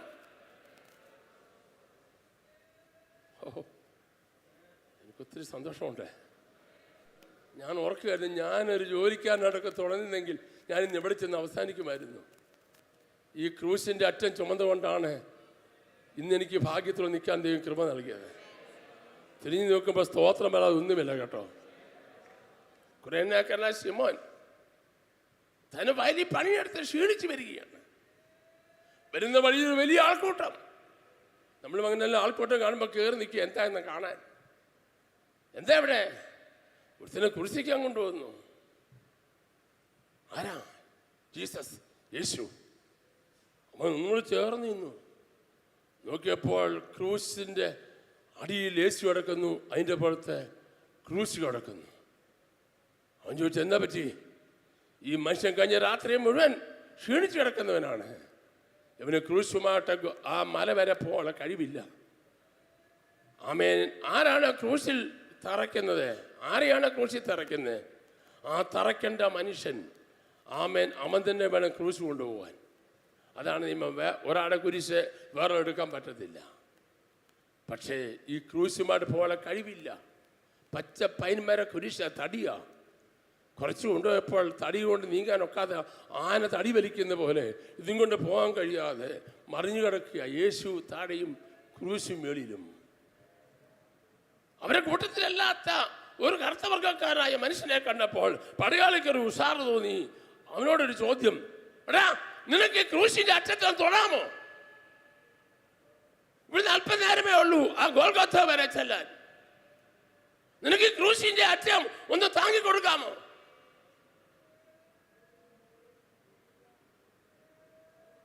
ആ ശിമോൻ ആ ക്രൂശുമായി കിടക്കുന്ന മനുഷ്യന്റെ മുഖത്തോട്ട് നോക്കി. അവന് കണ്ടത് ചോരത്തുള്ളികളല്ല കണ്ടത്, തേജസ്സാ കണ്ടത്. അവനൊരു കാര്യം മനസ്സിലായി, ഇതൊരു സാധാരണക്കാരനായ കുറ്റവാളിയല്ല. 6 കോടതികളിൽ 7 കോടതികളിൽ മാറി മാറി വിധിച്ചിട്ട് ഒരു കുറ്റവും ഇവനിൽ കാണുന്നില്ലെന്ന് പറഞ്ഞ് ക്രൂശിക്കാൻ ഏൽപ്പിച്ചിരിക്കുന്ന മനുഷ്യൻ. ലോകത്തിൽ ഒരു കോടതിയിലും ഇന്ന് വരെയും തെറ്റ് ചെയ്തിട്ടില്ല എന്ന് പറഞ്ഞ് വധശിക്ഷയ്ക്ക് ആരെ ഏൽപ്പിച്ചിട്ടില്ല. ആദ്യമായി അവസാനമായും ഒരിക്കലേ നടന്നിട്ടുള്ളൂ. തെറ്റ് ചെയ്യാത്തൊരു മനുഷ്യനെ ക്രൂശിച്ചിരിക്കുന്നു. അവന് മനസ്സിലായി, ഇതൊരു സാധാരണ സംഭവമല്ല, ഇത് അസാധാരണ സംഭവമാണ്. അപ്പോൾ ഞാൻ ഇതിൻ്റെ അറ്റം പിടിക്കാം. യേശു പൊങ്ങി ഒരു ഭാഗം ഈ ക്രൂശിൻ്റെ തോളെ ആമേൻ തോളിലും വെച്ചു, മറ്റേ ഭാഗത്തെ ശിമോൻ താങ്ങിപ്പിടിച്ചു. അങ്ങ് വരെ കൊണ്ടെത്തിച്ചു. നാണംകേടിൻ്റെ മാർഗം, അപമാനത്തിൻ്റെ മാർഗം, നിന്ദയുടെ മാർഗം, പരിഹാസത്തിൻ്റെ മാർഗം. സ്തോത്രം. അവിടെ കൊണ്ടെത്തിച്ചിട്ടെ അവൻ വീട്ടിൽ ചെന്നു. ഒരു പുസ്തകം ഞാൻ വായിച്ചതാണ്. വീട്ടിൽ ചെന്നു. സാധാരണ ചെല്ലുന്ന സമയത്ത് ചെന്നില്ല. അപ്പ മക്കളും അമ്മയും ചോദിച്ചു, നിങ്ങളവിടെ എന്നാ മനുഷ്യനെ താമസിച്ച് എവിടെ ആയിരുന്നു? ഞാൻ സമയത്ത് തന്നെ അവിടെ നിന്ന് ഇറങ്ങിയത്. പക്ഷെ വന്ന വഴിക്കൊരു സംഭവം കണ്ടു. ഒരു നിർദോഷിയായി മനുഷ്യനെ ക്രൂശിക്കാൻ കൊണ്ടുവന്നു. അവൻ്റെ ക്രൂശുമായി അങ്ങ് വരെ പോകാനുള്ള കഴിവില്ല. എന്നോട് ചോദിച്ചു, എൻ്റെ അറ്റവും താങ്ങാമോ എന്ന്. അവർ ചോദിച്ചു, നിങ്ങളുടെ ദേഹത്ത് എന്താ മനുഷ്യ ഈ രക്തമല്ല? നിങ്ങളുടെ മുഖത്തിന് ദേഹത്തുമല്ല, രക്തം എന്തുവാ? ഇതെങ്ങനെ രക്തം വന്നത്? ക്രൂശിൻ്റെ അറ്റത്ത് പിടിച്ച് അങ്ങനെ ചോര വരുന്നത്? അവൻ ഞാൻ മനുഷ്യൻ്റെ ദേഹത്ത് വന്ന് ഒഴുകിയ ചോര ആ ക്രൂശിൽ കൊണ്ട് ഒഴുകി അതെൻ്റെ ദേഹത്തേക്ക്.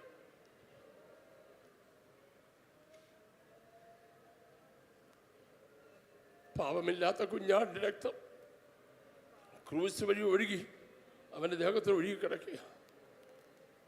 ദൈവത്തിന് സ്തോത്രം. സാഹചര്യം എൻ്റെ ഒഴിഞ്ഞു മാറില്ല കേട്ടോ, ഒഴിഞ്ഞു മാറില്ല. സഭയം കഴിഞ്ഞ ഉടനെ എരിച്ചു വിട്ട് ബാണം പോലെ പെരയ്ക്കകത്ത് ഓടിപ്പോകുന്നതല്ല ക്രൂശിൻ്റെ മാർഗം. ഒന്ന് നിൽക്കണം, രണ്ടു വാക്ക് സംസാരിക്കണം, കൂട്ടായ്മയുടെ ബലം കരങ്ങൾ കൊടുക്കണം. അവസരം കിട്ടുമ്പോൾ ചെയ്യേണ്ട കാര്യങ്ങൾ ചെയ്യേണ്ട സമയത്ത് ചെയ്യാൻ നിനക്ക് കഴിയുന്നില്ലെങ്കിൽ നിന്നെ പോലെ ഹതഭാഗ്യൻ വേറെയില്ല, ഹതഭാഗ്യം വേറെയില്ല. ചരിത്രം എന്താ പറയുന്നത്? നിമിഷ നേരങ്ങളെ അവനെ ക്രൂശിന്റെ അറ്റം ചുമന്നുള്ളൂ. അവന്റെ രണ്ടു മക്കൾ അലക്സാണ്ടറും റൂഫോസും കർത്താവിൽ പ്രസിദ്ധന്മാരായി തീർന്നു. നീ 5 മീറ്റർ ക്രൂശിന്റെ അറ്റം ചുമന്നാൽ നിന്റെ തലമുറകളെ യഹോവയാൽ അനുഗ്രഹിക്കപ്പെടും. നിങ്ങൾ കൈയടിച്ചാലും കൈയടിച്ചില്ലെങ്കിലും, സ്തോത്രം പറഞ്ഞാലും സ്തോത്രം പറഞ്ഞില്ലെങ്കിലും, ഇന്ന് പോലെ യേശുവിന്റെ നാമത്തിൽ പറയുന്നു, കർത്താവിന്റെ നാമത്തിൽ നീ 1 ഗ്ലാസ് വെള്ളം കൊടുത്താൽ അത് 10,000 മടങ്ങ് നീ പ്രാപിച്ചെടുക്കും. കരങ്ങൾ അടിച്ച് അല്പസമയം ദൈവത്തെ സ്തോത്രം പറ.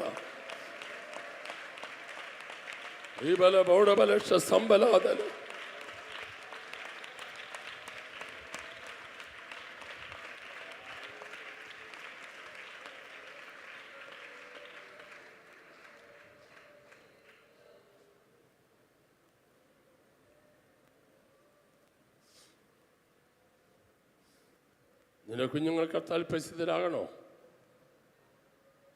അപ്പനും അമ്മയും ക്രൂശിൻ്റെ അറ്റം തൊടണം. ഒഴിഞ്ഞു മാറല്ലേ. യോഗത്തിന് അവസരം കിട്ടുമ്പോൾ പെരയ്ക്കകത്ത് കിടന്ന് ഉറങ്ങുക, സീരിയൽ കാണുക, TV കാണുക, മൊബൈലിൽ 24 മണിക്കൂറും ആന്തിക്കൊണ്ടിരിക്കുക. അവസരങ്ങൾ കാത്തിരിക്കത്തില്ല കേട്ടോ. സുവിശേഷം നിൻ്റെ വീട്ടിൽ വന്നിട്ടുണ്ട്, അത് നീ അങ്ങോട്ട് കൊടുത്താൽ നിന്റെ തലമുറ അനുഗ്രഹിക്കപ്പെടും. അവരെ അമ്മ എനിക്കും അമ്മയാണെന്ന് പൗലോസ് പറയുക. ആ കുടുംബം എത്രമാത്രം ബ്ലെസ്ഡായി. ദൈവങ്ങളെ നമ്മുടെ വാങ്ങിക്കൂട്ടുന്ന വീടുകളോ നന്മകളോ അല്ല നിന്നെ വലുതാക്കുന്നത്, നിന്റെ അകത്തുള്ള ആത്മീകമാ നിന്നെ വലുതാക്കുന്നത്. മനുഷ്യരുടെ മുമ്പിൽ കാണിക്കുന്ന കപടതയല്ല നിന്നെ വലുതാക്കുന്നത്, അകത്ത് വ്യാപരിക്കുന്ന അഭിഷേകത്തിന്റെ ശക്തിയാ നിന്നെ വലുതാക്കി മാറ്റുന്നത്.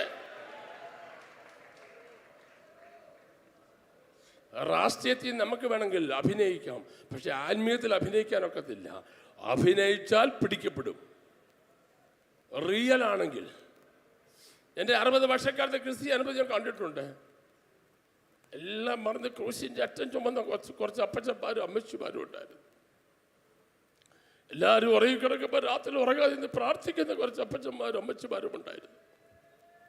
പ്രസംഗിക്കുന്ന പാസ്റ്റർമാരെ മാത്രമേ നമുക്കറിയത്തുള്ളൂ, പക്ഷേ ചില അപ്പച്ചന്മാരും അമ്മച്ചിമാരും ഉണ്ട്. പക്ഷെ ഒരു കാര്യം നിങ്ങൾ പറയട്ടെ, അവിടെ ചെല്ലുമ്പോൾ നമ്മൾ അത്ഭുതപ്പെട്ടു പോകും. അവർ കിരീടങ്ങളുമായി നിൽക്കുമ്പോൾ നമുക്കൊരു കാര്യം മനസ്സിലാകും, അങ്ങേ കറി ചെല്ലുമ്പോഴേ നമ്മൾ അറിയത്തുള്ളൂ നമ്മൾ നേടിയത് എന്താണെന്ന്. സുവിശേഷത്തിൻ്റെ ഒരു ഒരു ഒരു ഭാഗമാകാൻ നമുക്കറിയണം. പ്രിയമുള്ളവരെ, ചെയ്യുന്ന കാര്യങ്ങൾ സിൻസിയറായി ചെയ്യണം. അതാണ് ദൈവം നമ്മളെക്കുറിച്ച് ആഗ്രഹിക്കുന്നത്. നിർബന്ധം എൻ്റെ മേൽ കിടക്കുന്നു. വായിച്ചാട്ടെ. മനഃപൂർവ്വമല്ലെങ്കിലും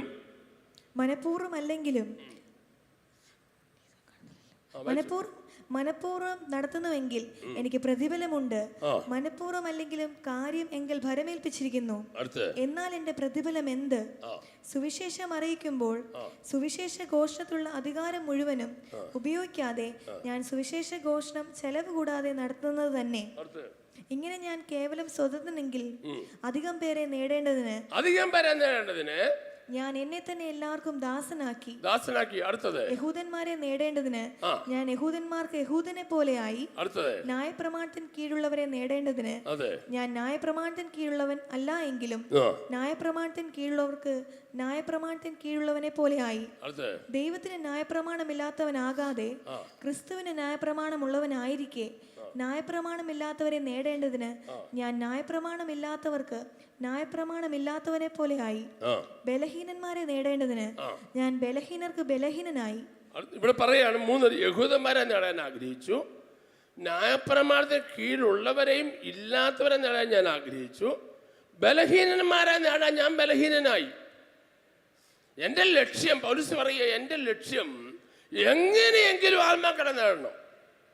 അടുത്ത വായിച്ചോട്ടെ. ഏത് വിധത്തിലും ചിലർ രക്ഷിക്കേണ്ടതിന്. എന്റെ ലക്ഷ്യം ഏത് വിധത്തിലും ചിലർ എന്ത് ചെയ്യണം? രക്ഷിക്കാൻ. പ്രിയമുള്ള 2024 അവൻ 7 മാസം കഴിഞ്ഞ് 8ാമത്തെ മാസമാണ്. ഇനി 4 മാസമേ നമ്മുടെ മുമ്പിലുള്ളൂ. കഴിഞ്ഞ ആണ്ടത്തെ യോഗത്തിൽ നമ്മൾ ഒത്തിരി പറഞ്ഞു, കർത്താവ് എനിക്ക് ആയുസ് തന്നാൽ, ആരോഗ്യം തന്നാൽ ഞാൻ ആത്മാക്കൾ നേടാമെന്നൊക്കെ നമ്മൾ അന്ന് സാക്ഷി പറയുകയും മനസ്സിൽ പറയുകയൊക്കെ ചെയ്തു. പക്ഷെ ഒന്നും നമ്മൾ ചെയ്തില്ല പ്രിയമുള്ളവരെ. ഇന്ന് പലക്കാലം ഞാൻ സ്നേഹമായി നിങ്ങളോട് പറയുകയാണ്, ഏത് വിധത്തിലും എല്ലാവരും ചേർന്ന് പറഞ്ഞ് ഏത് വിധത്തിലും, ഒന്നുകൂടെ പറഞ്ഞ ചേർന്ന് പറഞ്ഞേ, ഏത് വിധത്തിലും എനിക്ക് ആത്മാക്കളെ നേടണം. അടുത്ത് വായിച്ചോട്ടെ. ഞാൻ എല്ലാവർക്കും എല്ലാമായി തീർന്നു, സുവിശേഷത്തിൽ ഒരു പങ്കാളി ആകേണ്ടതിന്. നോക്കണേ, എനിക്ക് സുവിശേഷത്തിൽ എന്താകണം? ഉറക്കെ പറ. പങ്കാളിയാണ്. ബിസിനസ്സിൽ പങ്കാളി, ജോലിയിൽ പങ്കാളി, ഷെയർ മാർക്കറ്റിൽ പങ്കാളി, എല്ലാത്തിനും നമ്മൾ പങ്കാളിത്തമുണ്ട്. അക്കൗണ്ട് എടുത്ത് തുടങ്ങുമ്പോൾ അതിനകത്ത് ജോയിൻ നെയിം പങ്കാളിയുണ്ട്, കൂട്ടത്തിൽ ജോയിൻ നെയിം എല്ലായിടത്തും പങ്കാളിയുണ്ട്. ഇവിടെ പൗലോസ് പറയാണ്, അതെല്ലാം സഭയ്ക്കോട് തീരുന്നതാണ്. നിന്റെ പങ്കാളിത്തം എന്തിലായിരിക്കണം? സുവിശേഷത്തിന്റെ പങ്കാളിയാകണം. 50 വർഷമായില്ലേ വിശ്വാസി വന്നിട്ട്, സുവിശേഷത്തിന്റെ അമ്മ ഷെയർ എടുത്തോ? അതില്ല, എന്നെ സൂക്ഷിച്ച് നോക്കുന്നു. സുവിശേഷത്തിന്റെ ഒരു ഷെയർ എടുത്തോ? ഒരാത്മാവിനെങ്കിലും നേടാൻ നിങ്ങൾ പങ്കാളിയായോ?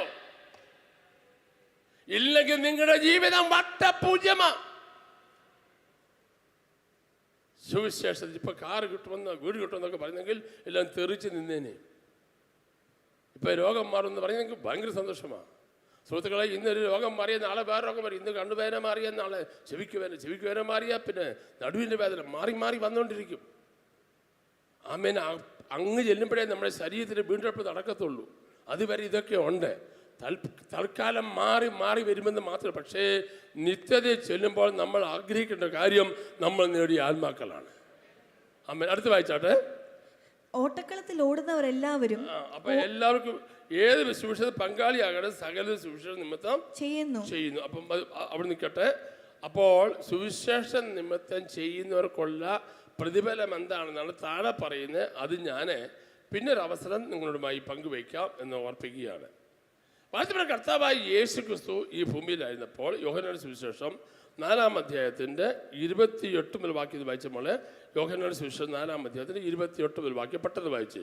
അനന്തരം സ്ത്രീ പാത്രം വെച്ചിട്ട് പട്ടണത്തിൽ ചെന്ന ജനങ്ങളോട്, ഞാൻ ചെയ്തതൊക്കെയും എന്നോട് പറഞ്ഞ ഒരു മനുഷ്യനെ വന്ന് കാണുമീൻ, അവൻ പക്ഷേ ക്രിസ്തു ആയിരിക്കുമോ എന്ന് പറഞ്ഞു.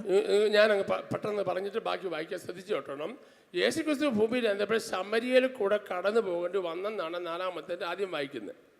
ശമരിയ പട്ടണത്തിലേക്ക് യഹൂദൻ പോകാറില്ല. ശമരിയ പട്ടണം ശപിക്കപ്പെട്ട പട്ടണമാണ്, യഹൂദന് നിശ്ചിതമായ പട്ടണമാണ്. പക്ഷേ യേശു ശമരിയിൽ കൂടെ കടന്നു പോകേണ്ടി വന്നു. സത്യത്തിൽ നമുക്ക് വചനം പഠിക്കുമ്പോൾ ഒരു കാര്യം മനസ്സിലാകും. ശമരിയ സ്ത്രീയെ രക്ഷിക്കാൻ വേണ്ടിയാണ് എന്ത് ചെയ്തത്? യേശു ശമരിയയിൽ കൂടെ പോയത് രക്ഷിക്കാൻ വേണ്ടിയാണ്. അപ്പോൾ യേശു അങ്ങോട്ട് ചെല്ലുമ്പോൾ, നിങ്ങൾക്ക് ചരിത്രം പറയാം, ഞാൻ പെട്ടെന്ന് പറയാം. യേശു അങ്ങോട്ട് ചെല്ലുമ്പോൾ എവള് വെള്ളം കോരാൻ വേണ്ടി വരികയാണ്. ശമരിയക്കാരത്തെ സ്ത്രീ വെള്ളം കോരാൻ വരികയാണ്. അപ്പോൾ വെള്ളം കോരാൻ വരുന്ന ആ സ്ത്രീയോടെ സുവിശേഷം പറയാനായിട്ട്, ദൈവത്തെക്കുറിച്ച് പറയാനായിട്ട് യേശു ഉപയോഗിച്ച മാർഗം ഓർത്തോണം. വെള്ളത്തെ തുടങ്ങി. സ്തോത്രം. വെള്ളത്തെ തുടങ്ങി. എന്താ, നീ അല്പം വെള്ളം എനിക്ക് കുടിക്കാൻ. ഞാനത് ഇന്നലെ ധ്യാനിച്ചപ്പോഴെടുത്തു, എന്തോ ഒരു സുവിശേഷത്തിൻ്റെ ഒരു മാതൃക യേശു കാണിച്ചിരിക്കുന്നത്. ഇൻട്രാക്ട് ചെയ്യാനായിട്ട് ഒരു ചാൻസ്. സ്തോത്രം. പണ്ടൊരു ഇറച്ചി കച്ചവടക്കാരൻ രക്ഷിക്കപ്പെട്ട കാര്യം കേട്ടിട്ടുണ്ട്. രക്ഷിക്കപ്പെട്ടു ഇറച്ചി കച്ചവടക്കാരൻ. അപ്പോൾ 13 വയസ്സിലെ കൊച്ച് പിറ്റേ ദിവസം രാവിലെ ഇറച്ചി മേടിക്കാൻ വന്ന പുള്ളിക്ക് അങ്ങ് സുവിശേഷം പറയാതിരിക്കാൻ ഭയങ്കര ബുദ്ധിമുട്ട്. പറഞ്ഞേ പറ്റത്തുള്ളൂ. പുള്ളിയുടെ പാസ്റ്റർ പറഞ്ഞ് ആരെ കണ്ടാലും എന്ത് ചെയ്യണം? സുവിശേഷം പറയണം. അപ്പോൾ കൊച്ചിങ്ങനെ ഇറച്ചി മേടിക്കാൻ വന്നോന്നെ ഈ പുള്ളിക്കാരിങ്ങനെ പിച്ചാത്തി ഇങ്ങനെ എന്ത് ചെയ്തുകൊണ്ടിരിക്കുക, രാഗിക്കൊണ്ടിരിക്കുക. അറിയാമോ, പണ്ടത്തെ കാലത്ത് പിച്ചാത്തി രാഗുന്നതിന് പരിപാടി ഉണ്ടായിരുന്നു. ഒരു ബെൽറ്റ് പോലെ സാധനമുണ്ട്, അവത്തിലിട്ടെങ്കിൽ രാഗിയാണ് അതിന് മൂർച്ച കൂട്ടുന്നത്. അപ്പോൾ ഈ കൊച്ചിനോട് ചോദിച്ചെന്താ പറയുന്നത്? രാഗിക്കൊണ്ട് രക്ഷിക്കപ്പെടാമോ? കൊച്ചിറങ്ങി ഒറ്റ ഓട്ടം ഓടി. കാരണം ഈ പിച്ചാത്തി അടുത്ത രാഗിൻ്റെ അവിടെ കഴുത്ത് വീഴുമ്പോൾ തോന്നി ഈ പുള്ളിക്കാരൻ മുഖവും പാവവും എല്ലാം കണ്ടപ്പോൾ. സാഹചര്യം കണ്ട് സുവിശേഷം പറയാൻ അറിയത്തില്ല. ചെന്ന പാടെ അങ്ങ് പറയണ നിർബന്ധമൊന്നുമില്ല. അതിൻ്റെ രീതിയും കാര്യമൊക്കെ ഉണ്ട്, ഒരു സിസ്റ്റമൊക്കെ ഉണ്ട്. അത് ക്ലാസ് എടുത്ത് പഠിപ്പിക്കേണ്ട കാര്യമുണ്ട്. അത് വേറെ അവസരത്തിൽ അങ്ങനെയുള്ളവരെ നമ്മൾ ക്ലാസ് എടുത്ത് പഠിപ്പിക്കും. പരസ്യമായി ക്ലാസ് നിൽക്കാനുള്ള അവസരം ഇപ്പം അല്ലല്ലോ. ഒരു ചാൻസ് കിട്ടും. ചില ബസ്സിൽ അടുത്തടുത്തിരിക്കുമ്പോൾ ഒരു ചാൻസ് കിട്ടിയാൽ അതിനകത്തോട് പറഞ്ഞു കയറാൻ പറ്റും. ചില പറയാം അടുത്തിരിക്കുന്ന എവിടെ പോവാ, ഞാൻ ആശുപത്രിയിൽ പോവാ, എന്നെ അസുഖം, ഇന്ന അസുഖം, അയ്യോ ആ അസുഖത്തിനൊക്കെ പ്രാർത്ഥിച്ചാൽ മതി. അപ്പോൾ അവർ നമ്മളെ ശ്രദ്ധിക്കും. ഞാൻ ഈ ആശുപത്രിയിൽ പോകുമ്പോൾ ഏറ്റവും കൂടുതൽ ആളുകൾ നമ്മളെ വിളിച്ച് പ്രാർത്ഥിക്കുന്നത് ആശുപത്രിയിലാണ്. അവരെല്ലാം ആവശ്യക്കാരായിട്ട് കിടക്കുകയാണ്. സാഹചര്യം അനുസരിച്ച് വിശേഷം പറയാൻ നമ്മൾ പഠിക്കണം. വെള്ളം കോരാൻ വന്ന സ്ത്രീയോടെ യേശു പറയാണ്, എനിക്ക് അല്പം വെള്ളം കുടിക്കാനായിട്ട് തരണം. അപ്പോൾ അവൾ പറയാണ്, യഹൂദനായിരിക്കുന്ന അങ്ങ് സമരക്കാരത്തിയായി എന്നോട് വെള്ളം കുടിക്കാൻ ചോദിക്കുന്നത് വളരെ വളരെ വളരെ നല്ല കാര്യമല്ലല്ലോ, അങ്ങനെ ആരും ചോദിക്കാറില്ലല്ലോ. ഉടനെ യേശു പറയുകയാണ്, ഞാൻ കൊടുക്കുന്ന വെള്ളം കുടിക്കുന്നത് ഒരു നാളും ദാഹിക്കത്തില്ല. അപ്പോൾ അവൾക്ക് ഭയങ്കര സന്തോഷമായി. എൻ്റെ ദൈവമേ, എൻ്റെ യേശുവേ, ആ വെള്ളത്തെ കുറച്ച് തന്നാൽ എനിക്ക് എല്ലാ ദിവസവും രാവിലെ ഉച്ചയ്ക്കും വൈകിട്ടും കുടം കൊണ്ട് ഇവിടം വരെ വരണ്ട. യേശു എന്നാ പറയുന്നത്, അവൾക്ക് എന്താ തിരിയുന്നു? ചിലക്ക് അങ്ങനെ ആദ്യം ഒന്നും തിരിയത്തില്ല. വെള്ളത്തിന് കാര്യം പറഞ്ഞപ്പോൾ അവൾ പറയാ, എന്നാ ആ വെള്ളം കുറച്ചേക്ക് തന്നേരെ. അപ്പോൾ പിന്നെ കാര്യങ്ങൾ ഗൗരവമായി കടന്നു. അവരെ പിതാക്കന്മാരെ ആരാധനയിലേക്ക് കയറി. അങ്ങനെ കാര്യങ്ങൾ ഗൗരവമായി. ഈ സത്യ നമസ്കാരികൾ അവിടുത്തെ ഇതിലുണ്ട്, വായിക്കാൻ സമയമില്ലാത്ത ഞാൻ പെട്ടെന്ന് പറയുക. സത്യ നമസ്കാര പിതാവിനെ ആത്മാവിൽ സത്യം നമസ്കരിക്കുന്ന നാഴിക വരുന്നു, ഇപ്പോൾ വന്നു മരിക്കുന്നു. അപ്പൊ ആരാധനയോട് കയറി. സംഗതി മൂത്ത് വന്നപ്പോൾ യേശു എന്തെന്നറിയാമോ, അവിടെ മുഖത്തോട്ട് നോക്കാതെ അവിടെ അകത്ത് സ്കാൻ ചെയ്തുകൊണ്ടിരിക്കുകയായിരുന്നു. പറഞ്ഞു, നീ പോയി നിന്റെ ഭർത്താവിനെ വിളിച്ചോണ്ട് വാ. അപ്പോഴാണ് പേഴ്സണലായിട്ട് കാര്യങ്ങളോട് കിടക്കുകയാണ്. എല്ലാം അറിയുന്ന ദൈവത്തിന് മുമ്പ് നിൽക്കുകയാണ് അവളെ. അപ്പോൾ അവളൊരു ഒരു ഒന്നുമല്ലാതാക്കി പറഞ്ഞു, എനിക്ക് ഭർത്താവില്ല, ഒട്ട് കണ്ടനുമല്ല ഒട്ട് ചക്കിയുമല്ലാത്ത നിലയിൽ ഒരു സംസാരം. എന്താ അറിയാമോ, എനിക്ക് ഭർത്താവേ ഇല്ല. ഉടനെ റിപ്പോർട്ട് പറഞ്ഞു അങ്ങോട്ട്, 5 ഭർത്താക്കന്മാർ നിനക്കുണ്ടായിരുന്നു, ഇപ്പോൾ ഉള്ളവനോ? നിങ്ങളാരും ഇത് വായിച്ചിട്ടൊന്നും ഇല്ലേ? ഇങ്ങനെ എന്നെ സൂക്ഷിച്ച് നോക്കുന്നേ. നിങ്ങളുടെ നോട്ടം കണ്ട് എനിക്ക് പേടി വരുന്നു. വായിച്ചിട്ടില്ലേ? അല്ലെങ്കിൽ വെട്ടിപ്പോൾ വായിച്ചു. യോഹന്നാൻ 4-ാം അധ്യായത്തിൽ വെട്ടി സരസപാട്ടുണ്ട്. എനിക്ക് സമയമില്ലാത്തല്ലോ, വായിച്ച് പറയേണ്ടതാണ്. നമ്മുടെ വിഷയം മാത്രം പറയാൻ പെട്ടെന്ന് ഓടിച്ചു പോകുന്നത്. 5 ഭർത്താക്കന്മാർ നിനക്കുണ്ടായിരുന്നു, ഇപ്പോൾ ഉള്ളവനോ? നമ്മുടെ നാടൻ ഭാഷ അവൾ നിന്ന് ഇപ്പോൾ ഐസായിപ്പോയി. ഒരു പുസ്തകം ഞാൻ വായിച്ചത് അവൾ തന്നെ എണ്ണി 1, 2, 3, 4, 5 കറക്റ്റാണോ എന്ന്. അവൾക്ക് തന്നെ തെറ്റിക്കിടക്കുന്ന നമ്പറാ. കർത്താവ് പറയുമ്പോൾ എല്ലാം കറക്റ്റാണ്. അവൾക്ക് പോലും മിസ് ചെയ്ത നമ്പർ കർത്താവ് കറക്റ്റായിട്ട് പറയുകയാണ്. ഇത് കേട്ടപ്പോൾ അവൾ ഞെട്ടി. യേശു അവിടെ അകത്തേക്ക് ഇടിച്ചു കയറുക. സാക്ഷാൽ പാപപരിഹാരകനായ യേശുവിന് മുമ്പിൽ അവൾ വന്നിരിക്കുന്നത്. അവളെ മഹാപാപിയ. പക്ഷെ അവിടെ പാപത്തിന്റെ കെട്ടുകൾ കർത്താവ് പൊട്ടിക്കുക. നിങ്ങൾ ഇന്ന് പാൽക്കാലം മനസ്സിലാക്കണേ, നീ ആത്മാവിൽ പറഞ്ഞുകൊണ്ടിരിക്കുമ്പോൾ നാളുകളായ ദുഷ്ടപിശാച് പാപമിട്ട് കെട്ടിയ ചില കെട്ടുകൾ യേശുവിന്റെ നാമത്തിൽ അഴിയും.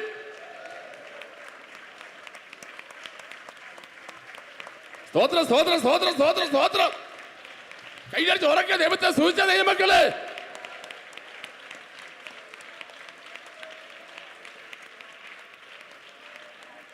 ദൈവത്തിന്റെ സ്കാനിങ് മെഷീന്റെ മുമ്പിൽ വന്നാൽ ആർക്ക് തടയാൻ പറ്റും?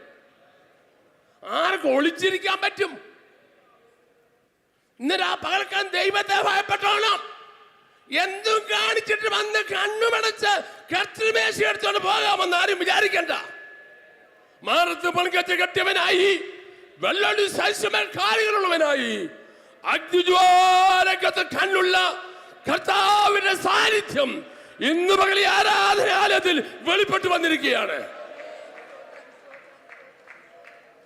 കൈയടിച്ച് ഉറക്കെ സ്തോത്രം പറ.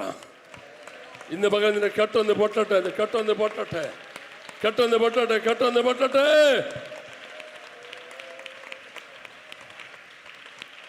സ്തോത്ര സ്തോത്ര സ്തോത്ര സ്തോത്ര സ്തോത്ര സ്തോത്ര സ്തോത്രം. ഇത് വിശദമായി പറയാൻ എനിക്ക് ആഗ്രഹമുണ്ടെങ്കിലും പെട്ടെന്ന് പറയുകയാണ്. നമ്മളെ വായിച്ച 28 വായിച്ച 28. അനന്തരം സ്ത്രീ പാത്രം വെച്ചിട്ട്. ഇത്രയും തൂത് കേട്ട് അവൾക്ക് ദൈവത്തെങ്കിൽ നിന്ന് ഒരു അട്രാക്ഷൻ ഉണ്ടായി. ദൈവയുടെ പാപത്തിന് കെട്ടുപൊട്ടിച്ച് അവൾ ശുദ്ധീകരിക്കപ്പെട്ടു കഴിഞ്ഞപ്പോൾ സംസാരിച്ചുകൊണ്ടിരിക്കുമ്പോൾ തന്നെ സംഭവിച്ചു. ചില പേര് പാസ്റ്റർ ഞാൻ പറഞ്ഞ ഒന്നും അവൾ ഏക്കത്തില്ല, അവൻ കേൾക്കത്തില്ല. നീ പറഞ്ഞാൽ മതി, ബാക്കി ദൈവം ചെയ്തോളും. നീ ഒരു സ്തോത്രം പറയുമ്പോൾ കെട്ടുപൊട്ടുമെന്ന്, നിന്റെ കൈ അവിടെ തൊടുമ്പോൾ കെട്ടുപൊട്ടുമെന്ന്, അവിടെ അകത്ത് രഹസ്യമായി കിടക്കുന്ന പാപങ്ങൾ ദൈവം നിന്നെ കൂടെ വെളിപ്പെടുത്തും. എല്ലാവരും കരം പഠിച്ച് സ്തോത്രം പറഞ്ഞാട്ടെ. മറഞ്ഞു കിടക്കുന്ന പാപങ്ങൾ ദൈവം വെളിപ്പെടുത്തി തരും. ഇതുപോലെ യേശുവിന്റെ നാമത്തിൽ ദൈവശക്തി വ്യാപരിക്കട്ടെ.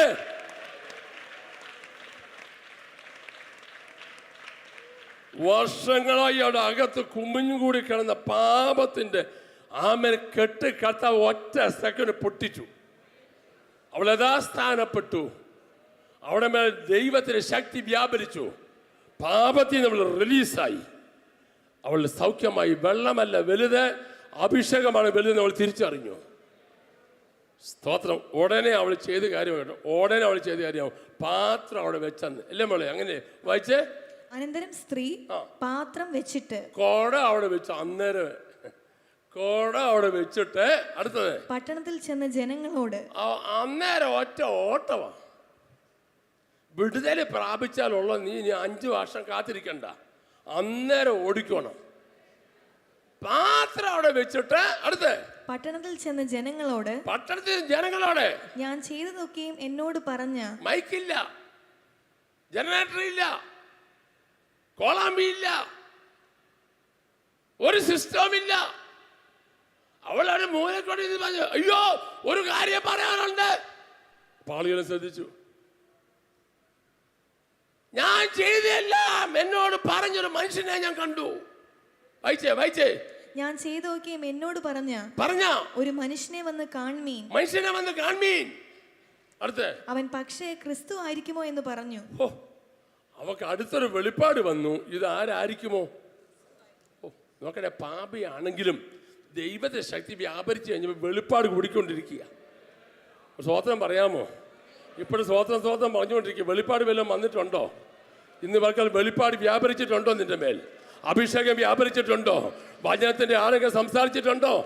ഏതെങ്കിലും സിനിമാ പാട്ട് കേട്ടാൽ ഏത് സിനിമയ്ക്കകത്തെ പാട്ടാന്ന് നിനക്കറിയാം, നിന്റെ പിള്ളേർക്കും അറിയാം, ലോകത്തിലെ മുഴുവൻ ചരിത്രവും അറിയാം. വചന വെളിപ്പാട് അറിയാമോ നിനക്ക്?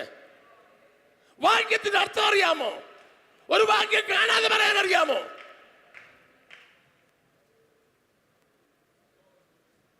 മൂന്നേരത്തെ 4 തിന്നാൻ അറിയാം. ചിക്കൻ്റെ കാലം എവിടെ ഉണ്ടെന്ന് നോക്കി അവിടെ തപ്പി നടക്കുക. വൈകിട്ട് ഹോട്ടൽ തോറും. ദൈവത്തിന് സ്തോത്രം. വചനത്തിന്റെ ആഴകം നിന്റെ അകത്തേക്ക് വരുമ്പോൾ ആദ്യം വെള്ളത്തെ തുടങ്ങി, പിന്നെ അവിടെ ജീവിതത്തിന്റെ ശുദ്ധീകരണത്തിലേക്ക് കടന്നു, പാപം ഏറ്റു പറഞ്ഞു. അപ്പോൾ അവള് പറയാണ്, പാത്രം വെച്ചിട്ട് ഓടിയിട്ട് അവള് പറയാണ്, അത് പക്ഷേ ക്രിസ്തുവായിരിക്കും. അടുത്ത വെളിപ്പാട്. അടുത്ത വായിച്ചേ. അവർ പട്ടണത്തിൽ നിന്ന് പുറപ്പെട്ട് അവന്റെ അടുക്കൽ വന്നു. അതിനിടയിൽ ശിഷ്യന്മാർ അവനോട്. ആര് വന്നു? അവര് വന്നു. ആരവരെ? എവള് പറഞ്ഞ കേട്ട പുള്ളികളെ. ചുരുക്കി പറഞ്ഞ ശമരിയെ യേശുവിന് ചുറ്റും എവള് നടത്തിയ പരസ്യോഗം പ്രമാണിച്ച് ആളുകളോ ഓടി എവിടെ പുറകെ കൂടി. ആരെ കാണാൻ? ക്രിസ്തുവിനെ കാണാൻ. പാത്രം യേശുവും കൂടെ തന്നെ അവിടെ ഇരിക്കുമ്പോഴാണ് ഒരു വലിയ റാലി വരുന്നു പട്ടണത്തിൽ നിന്ന്. ഇതെല്ലാം നോടിയോടെ നടന്നു. ഞാൻ ഇന്നലെ അതൊക്കെ എൻ്റെ സാങ്കുട്ടി ഒന്ന് ഭാവനെ കണ്ടു. യേശു അവളോട് പറയുന്നതും അവൾ ആ കോട അവിടെ വെച്ചു ഓടുന്നതും പട്ടണത്തിൽ ചെന്ന് പറയുന്നതും ആൾക്കാർ കേട്ടിട്ട് അവരിലവിടെ ഓടി ഇങ്ങോട്ട്. നമ്മൾ അങ്ങനെ ഒരു പാമ്പേ എന്ന് പറഞ്ഞാൽ മതി, ആളെല്ലാം അങ്ങോട്ട് ഓടിക്കും. എവിടെ പാമ്പേ? കള്ളൻ! അവനോ എല്ലാവരും അങ്ങോട്ട് കള്ളനെ കാണാൻ പോയി എന്ന് പറഞ്ഞ യേശു എന്ന് പറഞ്ഞപ്പോഴത്തേക്ക് ഇവരെല്ലാം കൂടെ ഒന്നും അറിഞ്ഞില്ല, പുറകെ ഇങ്ങോട്ട് വന്നു. സ്തോത്രം. എന്നാ സുവിശേഷ വേലയല്ലേ? സുവിശേഷം അറിഞ്ഞപ്പം തന്നെ വേല തുടങ്ങി. ദൈവത്തിന് സ്തോത്ര സമയമില്ലല്ലോ അത് വിശദീകരിക്കാനായിട്ട്. ഒന്ന് വായിച്ച 39 മുതൽ 40 വായിച്ച്. ഞാൻ ചെയ്തതൊക്കെയും അവൻ എന്നോട് പറഞ്ഞു എന്ന് സ്ത്രീ സാക്ഷ്യം പറഞ്ഞ വാക്ക് നിമിത്തം. 39 തൊട്ടാണോ? അതെ. വായിച്ച്. ഞാൻ ചെയ്തതൊക്കെയും അവർ എന്നോട് പറഞ്ഞ് എന്ന് സ്ത്രീ സാക്ഷ്യം പറഞ്ഞ വാക്ക് നിമിത്തം ആ പട്ടണത്തിലെ പല ശമര്യരും അവനിൽ വിശ്വസിച്ചു. അവള് പറഞ്ഞ വാക്ക് നിമിത്തം ആ പട്ടണത്തിലെ പല ശമര്യരും അവനിൽ വിശ്വസിച്ചു. അടുത്ത കേട്ടോണേ, അടുത്ത വായിച്ചേ. അങ്ങനെ ശമര്യർ അവന്റെ അടുക്കൽ വന്ന് തങ്ങളോടുകൂടെ പാർക്കണമെന്ന് അവനോട് അപേക്ഷിച്ചു. നോക്കണേ, അവര് വന്ന് പറയാ, ഇനി അങ്ങ് ദയവ് ചെയ്ത്, ആരാ പറയുന്നേ? ശമര്യക്കാര് പറയാ, അങ്ങ് ഞങ്ങളുടെ വീട്ടിൽ വന്ന് എന്ത് ചെയ്യണം? അടുത്ത വായിച്ചേ. അവർ 2 നാൾ അവിടെ പാർത്ത് ഏറ്റവും അധികം പേർ അവന്റെ വചനം കേട്ട് വിശ്വസിച്ചു. നോക്കണേ, ഏറ്റവും അധികം പേർ അവന്റെ വചനം കേട്ട് വിശ്വസിച്ചു. അടുത്തത്, ഇനി നിന്റെ വാക്ക് കൊണ്ടല്ല ഞങ്ങൾ വിശ്വസിക്കുന്നത്, വായിച്ചേ. ഞങ്ങൾ തന്നെ കേൾക്കുകയും അവൻ സാക്ഷാൽ ലോകരക്ഷിതാവെന്ന് അറിയുകയും ചെയ്തിരിക്കുന്നു എന്ന്. എനിക്ക് ആ ഭാഗം ഭയങ്കരമായിട്ട് ഇഷ്ടപ്പെട്ടു. നിമിഷ നേരം കൊണ്ട് വന്നോര് പറയാ, എടി ഇനി നിന്റെ ആവശ്യമൊന്നുമില്ല, ഞങ്ങൾക്ക് അവരെ മനസ്സിലായി, ഇനി നിന്റെ ഒത്താശയൊന്നും വേണ്ട, ഞങ്ങൾക്ക് മനസ്സിലായി ഇത് ശരിയായ ക്രിസ്തുവാണെന്ന്. ഓ, കൈ എടുത്ത് ഉറക്കെ ഇത്രയും നിങ്ങൾക്ക് സ്വന്തം പറയാൻ തോന്നുന്നില്ലേ? എല്ലാം കൂടെ എൻ്റെ സാങ്കോട്ടി 2 മണിക്കൂർ കൊണ്ട് പരിപാടി കഴിഞ്ഞു. യേശു ഇത് പറയുന്നു, ഇവള് കുടം വെച്ച് ഓടുന്നു, ഇവള് ചമടിച്ചെന്ന് പറയുന്നു, അവരോട് ഇങ്ങോട്ട് വരുന്നു, യേശു അവരോട് അങ്ങോട്ട് സംസാരിക്കുന്നു, അവർ പറയുന്നു ഞങ്ങളുടെ വീട്ടിൽ വന്ന് താമസിക്കണമെന്ന് പറയുന്നു. പറഞ്ഞിട്ട് അവരോട് പറയുന്നു, നീ വീട്ടിൽ പോക്കൂ, ഞങ്ങളുടെ യേശു ഞങ്ങളുടേതാ, നിൻ്റേതല്ല, ഞങ്ങളുടേതാ, ഞങ്ങൾ യേശുവിനെ കൊണ്ട് വീട്ടിൽ പോകാം, ഞങ്ങളുടെ വീട്ടിൽ കൊണ്ടുപോകാം. യേശുവിനെ പിടികിട്ടിയോ? ഇനി നിൻ്റെ യേശുവിനെ ഞങ്ങളുടെ വീട്ടിൽ കൊണ്ടുപോവുക. പിടികിട്ടിയില്ലല്ലേ? ഇനി ശമര്യക്കാരുടെ യേശുവല്ല, ഞങ്ങളുടെ യേശുവാ, ഞങ്ങളുടെ വീട്ടിൽ കൊണ്ടുപോവുക. ഓ, കൈയടിച്ച സ്വതം പറ. ആമേ. 2 മണിക്കൂർ കൊണ്ട് ഒരു പട്ടണം മുഴുവൻ യേശുവിനെ കണ്ടു. 33 വർഷം ആ തിരുവല്ല പട്ടണത്തിൽ നെടുകയും കുറുകയും നടക്കുക. ഒറ്റ കുഞ്ഞിനെ കൊണ്ടുവന്നോ? 35 വർഷമായി തിരുവ പട്ടണത്തിൽ തെക്കോട്ടും വടക്കോട്ടും നടക്കുക. ഒറ്റ കുഞ്ഞിനെ കൊണ്ടുവന്നോ? എനിക്ക് അത്ഭുതം ഉണ്ടായ കാര്യം പറയാമേ. നമ്മൾ വിശ്വാസി കൊണ്ടുവന്ന പല ആളുകളും പെട്ടെന്ന് അങ്ങ് ആത്മീയമായി വളരും. നമ്മൾ വിചാരിക്കും അവനൊരു പൊട്ടനാ കിട്ടണമെന്നൊക്കെ വിചാരിച്ചു, പക്ഷെ അവരങ്ങ് വളരും. നമ്മൾ പിന്നെ അവിടെ തന്നെ കിടക്കത്തേ ഉള്ളൂ. വഞ്ചി പിന്നെയും തിരുനക്കൽ തന്നെ കിടക്കുക. ഇന്ന് പറക്കാനും ശ്രദ്ധിക്കണേ ദൈവമക്കളെ, നീ കൊണ്ടുവന്നാൽ മതി, ബാക്കിയുള്ള മുഴുവൻ കാര്യം ക്രിസ്തു ചെയ്തോളും. കൈ എടുത്ത് സ്വതന്ത്രം പറഞ്ഞാട്ടെ, കൈ അടിച്ചൊരു സ്വതന്ത്രം പറ. ശമര്യക്കാത്ത സ്ത്രീ യേശുവിനെ സമയം സ്വീകരിച്ചു കഴിഞ്ഞപ്പോൾ ചെയ്ത കാര്യം വളരെ വിലപ്പെട്ട കാര്യം. ഞാൻ ബാക്കി അടുത്ത ആഴ്ച പറയാം, പക്ഷെ ഒരു കാര്യം പറയാൻ നിർത്താനൊക്കത്തില്ല. വായിച്ചാട്ടെ. യോഹന്നാൻ 14:41 വായിച്ചു. യോഹന്നാൻ 1:41 പെട്ടെന്ന്. അവൻ തന്റെ സഹോദരനായ ശീമോനെ ആദ്യം കണ്ടവനോട്, ഞങ്ങൾ മശിഹായി എന്ന് വെച്ചാൽ ക്രിസ്തുവെ കണ്ടെത്തിയിരിക്കുന്നു എന്ന് പറഞ്ഞു. രണ്ടാമത് സുവിശേഷം പറഞ്ഞ ആളുടെ പേരാണ് അന്ത്രയോസ്. പെട്ടെന്ന് പറയാൻ സമയമില്ലാത്ത ഇത് സമയമെടുത്ത് പറയേണ്ടതാണ്. രണ്ടാമത് പെട്ടെന്ന് സുവിശേഷം പറഞ്ഞ ആളാണ് അന്ത്രയോസ്. അന്ത്രയോസ് യോഹന്നാന്റെ ശിഷ്യനായിരുന്നു. യോഹന്നാൻ നടന്ന് ശ്രദ്ധിച്ചേക്കണേ, ആരും ഉറങ്ങല്ലേ പ്ലീസ്, ഇത് കേട്ടോണ്ട് ഞാൻ തീർക്കാൻ പോകുകയാണ്. വളരെ ഗൗരവമായ കാര്യമാണ് പറയുന്നത്. യോഹന്നാൻ സ്നാപകൻ നടന്നു പോകുമ്പോൾ യേശു ക്രോസ് ചെയ്തു പോകുക അങ്ങോട്ട്. ഉടനെ യോഹന്നാൻ യേശുവിനെ കണ്ടിട്ട് പറയാണ്, ഇത് ലോകത്തിന്റെ പാപത്തെ ചുമക്കുന്ന കുഞ്ഞാടാന്ന് പറഞ്ഞു. 2 പേരും ദൂതന്മാരുടെ സന്ദർശനത്താൽ വന്ന 2 പേരാ. 6 മാസത്തെ വ്യത്യാസമുണ്ട്. ദൈവത്തിന് സ്തോത്രം. ഹല്ലേലൂയ. 2 അഭിഷേകന്മാർ തമ്മിൽ കൂട്ടിമുട്ടുകയാണ്. അങ്ങോട്ട് പോയാണ് യേശുവിനെ കണ്ടപ്പോൾ യോഹന്നാൻ പറയുകയാണ്, ഇത് ദൈവം ഇത് പാപത്തെ ചുമക്കുന്ന കുഞ്ഞാടാണ്. യേശുവിനെ പരിചയപ്പെടുത്തി. അപ്പൊ യോഹന്നാന്റെ ശിഷ്യനായിരുന്നു അന്ത്രയോസ്. ഇത് കേട്ടപ്പോൾ അന്ത്രയോസ് യേശുവിന്റെ പുറകെ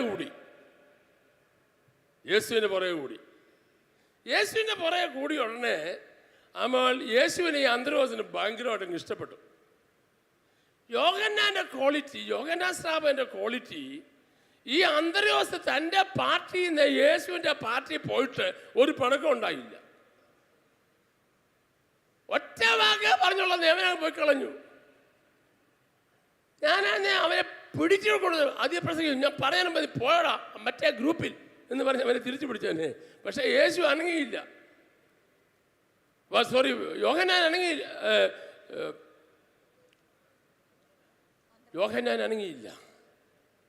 യോഹന്നാൻ പറഞ്ഞപ്പോൾ തന്നെ അന്ത്രോസ് ആമേൻ അങ്ങോട്ട് ചാടി.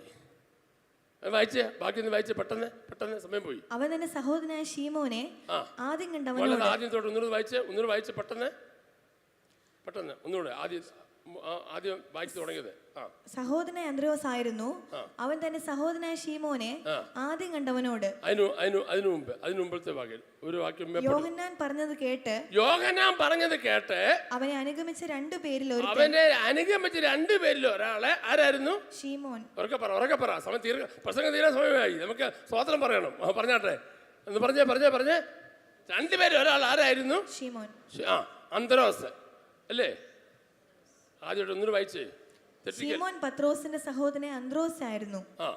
ശീമോൻ പത്രോസിന്റെ സഹോദരനായ അന്ത്രോസ് ആയിരുന്നു ഒരാള്. അടുത്ത അവൻ തന്റെ സഹോദരനായ ശീമോനെ ആദ്യം കണ്ട അവനോട് ഞങ്ങൾ മശിഹായി എന്ന് വെച്ചാൽ ക്രിസ്തുവെ കണ്ടെത്തിയിരിക്കുന്നു എന്ന് പറഞ്ഞു. അന്ത്രോസ് യേശുവിനെ കണ്ടിട്ട് അന്ത്രോസ് ആദ്യം ചെയ്ത കാര്യം ഓടിച്ചെന്ന് തന്റെ സഹോദരനായ പത്രോസിനോട് പറഞ്ഞു. ശിമോന്റെ പേര് പത്രോസ്. എന്നിട്ട് ഒറ്റ വാക്കേ പറഞ്ഞുള്ളൂ. എന്താ പറഞ്ഞത്? വായിച്ച മോളെ, എന്താ പറഞ്ഞത്? കണ്ടെത്തിയിരിക്കുന്നു എന്ന് പറഞ്ഞു. ഞാന് ക്രിസ്തുവെ കണ്ടെത്തിയിരിക്കുന്നു. ഒറ്റ വാക്കേ അന്ത്രോസ് പറഞ്ഞുള്ളൂ. ആരെ കണ്ടു? ക്രിസ്തുവിനെ കണ്ടു. ആരോടാ പറഞ്ഞേ? പത്രോസിനോട്. അടുത്തത് അവനെ യേശുവിന്റെ അടുക്കൽ കൊണ്ടുവന്ന് യേശു അവനെ നോക്കി, നീ യോഹന്നാന്റെ പുത്രനായ ശീമോൻ. അവനെ അടുത്തത് പറഞ്ഞിട്ട് അവനെ കൈക്ക് പിടിച്ച് ആരുടെ അടുക്കൽ കൊണ്ടുവന്നു? പറ, ആര് കൊണ്ടുവന്നു? അന്ത്രോസ്. ആരെ കൊണ്ടുവന്നു? അന്ത്രോസിന്റെ ആരാ ശിമോൻ? പറ, സ്വന്തം സഹോദരൻ എന്ന് പറ. വിശ്വാസി വന്നിട്ട് എത്ര വർഷമായി? ഒരു സ്വന്തം സഹോദരൻ വന്നിട്ടുണ്ടോ? ആ സഹോദരൻ എന്നാ പറഞ്ഞ? ആ സഭയെ ഞാൻ പോകുന്നില്ല, അവിടെ സഭ എനിക്ക് വേണ്ട, അവൻ്റെ സഭ എനിക്ക് വേണ്ട, നമ്മുടെ സ്വഭാവം മാറിയിട്ട് വേണ്ട ശിമോൻ വരാൻ. അയ്യോ, കൃപ മുഴുവൻ പോയി, മുഴുവൻ അഭിഷേകവും പോയി. നമ്മൾ തിരുവത്താൻ നടക്കുമ്പോൾ പാസ്മാർ പാടി, കർത്താവേ ഞങ്ങളുടെ രക്തം മാംസമായ ഒത്തിരി പേരുണ്ട് കർത്താവേ, അവരെല്ലാം കൃപയിലേക്ക് നയിക്കണേ യേശുവിൻ നാമത്തിൽ തന്നെ. ആമേൻ. ഇതുവരെയും പറഞ്ഞിട്ടില്ല ആരോടും, ഒറ്റ കുഞ്ഞോട് പറഞ്ഞിട്ടില്ല. അന്ത്രോസ് യേശുവിനെ കണ്ടപ്പോഴേ മനസ്സിലായി, ഈ മനുഷ്യനെ പരിചയപ്പെടുത്താൻ കൊള്ളാത്ത മനുഷ്യനാ. സാക്ഷാ ക്രിസ്തുവാണ്. ലോകത്തിന്റെ പാപത്തെ ചുമന്നിരിക്കുന്ന ദൈവത്തിന്റെ കുഞ്ഞാറാണ്. ദൈവത്തിന് സ്തോത്രം. അവിടെ ഇരിക്കുന്നത് പത്രോസിനെ പിടിച്ചോണ്ട് വന്ന് ആരെ ഏൽപ്പിച്ചു? യേശുവിനെ ഏൽപ്പിച്ചോണ്ട് അവിടെ ഇരിക്കുന്ന ഭാഗം ഭയങ്കര രസമാണ് കേട്ടോ. യേശു എന്ത് ചെയ്യുന്ന പറഞ്ഞ വായിച്ച പോലെ കൊണ്ടുവന്ന യേശു പിറ്റേന്നാൾ യേശു ഗലീലയ്ക്ക് പുറപ്പെട്ട്. അതല്ല, പിടിച്ചോണ്ട് വന്ന ആ ഭാഗം വായിച്ച്. യേശുവിന്റെ അടുക്കൽ കൊണ്ടുവന്ന് യേശു അവനെ നോക്കി. ആദ്യത്തെ ആ വരവിൽ തന്നെ യേശു അവനെ എന്ത് ചെയ്തു? നോക്കി. അടുത്ത യേശു, നീ യോഹന്നാന്റെ പുത്രനായ ശീമോനാകുന്നു, നിനക്ക് കേഫ എന്ന് പേരാകുമെന്ന് പറഞ്ഞു. ഒന്നരം തന്നെ പേര് മാറ്റി. ഞാൻ ആ ഭാവമൊക്കെ ചിന്തിച്ച് പറയാൻ നേരെയില്ലേ. ആ ഒറ്റ നോട്ടത്തിൽ യേശു തീരുമാനിച്ചു, എൻ്റെ ഈ ലോകത്തിലെ സഭയുടെ ഒന്നാമത്തെ കല്ല് എവനാണ് ഒന്നാമത്തെ പാർട്ടി. ഒറ്റ നോട്ടത്തിൽ അവനെ വലയ്ക്കകത്ത് കയറ്റി. വല്ലതും പിടിയിട്ടുന്നുണ്ടോ? നിന്നെ ഒറ്റ നോട്ടത്തിൽ അകത്ത് കയറ്റുന്നവനെ എൻ്റെ ദൈവം. നിന്റെ ബന്ധക്കാരും ചാർച്ചക്കാരും നാട്ടുകാരും വീട്ടുകാരും ഉണ്ടായിട്ട് അവരെ നോക്കാതെ നിന്നെ നോക്കിയ ദൈവസ്നേഹത്തിനായി സ്തോത്രം പറയണം. കൈയടിച്ച് സ്തോത്രം പറ.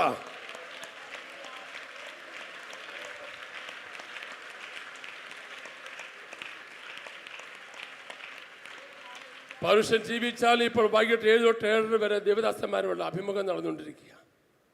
ഓരോ ദേവദാസന്മാരെ ദൈവം വിളിച്ച വിളികളൊക്കെ ഇങ്ങനെ കേൾക്കുമ്പോൾ ഞാൻ കണ്ണുനീരോടുകൂടിയാണ് കേൾക്കുക. കഴിഞ്ഞ ദിവസം സുൽജി പാസ്റ്റർ ഞാനും കൂടെ ഒരു അഭിമുഖം നടത്തിയിട്ടുണ്ടായിരുന്നു.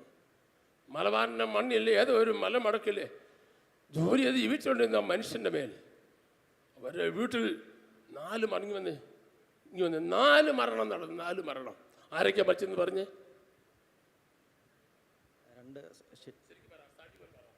2 സഹോദരങ്ങൾ, 2 അളിയന്മാർ മരിച്ചുപോയി, 2 പെങ്ങന്മാരുടെ ഭർത്താക്കന്മാർ. ഞങ്ങൾ ഞങ്ങൾ 4 മക്കളാണ്. ഞങ്ങൾ 4 പേര്. ജനിക്കുന്നതിന് മുമ്പ് 2 ആൺകുഞ്ഞുങ്ങൾ അവർ മരിച്ചു. അതിനുശേഷം എൻ്റെ മൂത്ത സഹോദരി വിവാഹം കഴിച്ച് അയച്ച് 7 ദിവസം കഴിഞ്ഞപ്പോഴത്തേന് ആ കുഞ്ഞിൻ്റെ പിതാവ്, എൻ്റെ മൂത്ത അളിയൻ മരിച്ചു. 2ാമത്തെ സഹോദരി വിവാഹം കഴിച്ച് അയച്ച് അവർക്കൊരു കുഞ്ഞ് ജനിച്ച് 7 ദിവസം 2 മാസം കഴിഞ്ഞപ്പോഴത്തേന് ആ അളിയന് മരിച്ചു. അങ്ങനെ 4 പേര് മരിച്ചതിന് ശേഷമാണ്.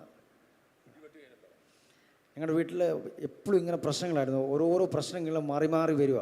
അപ്പം ഈ ഒരു തുലാമാസത്തിൽ മഴ പെയ്തുകൊണ്ടിരിക്കുമ്പം ഭയങ്കരമായിട്ട് ഇടിയും മഴ പെയ്തുകൊണ്ടിരിക്കുമ്പോൾ ഞങ്ങളുടെ വീടിൻ്റെ മുമ്പിൽ ഒരു സൈഡിലൊരു തെങ്ങും ഒരു സൈഡിലൊരു പ്ലാവും ഈ പച്ച റബ്ബർ ഷീറ്റ് ഇടാൻ വേണ്ടിയിട്ട് ഇരുമ്പിൻ്റെ കമ്പി വലിച്ചു കെട്ടിയിട്ടുണ്ടായിരുന്നു.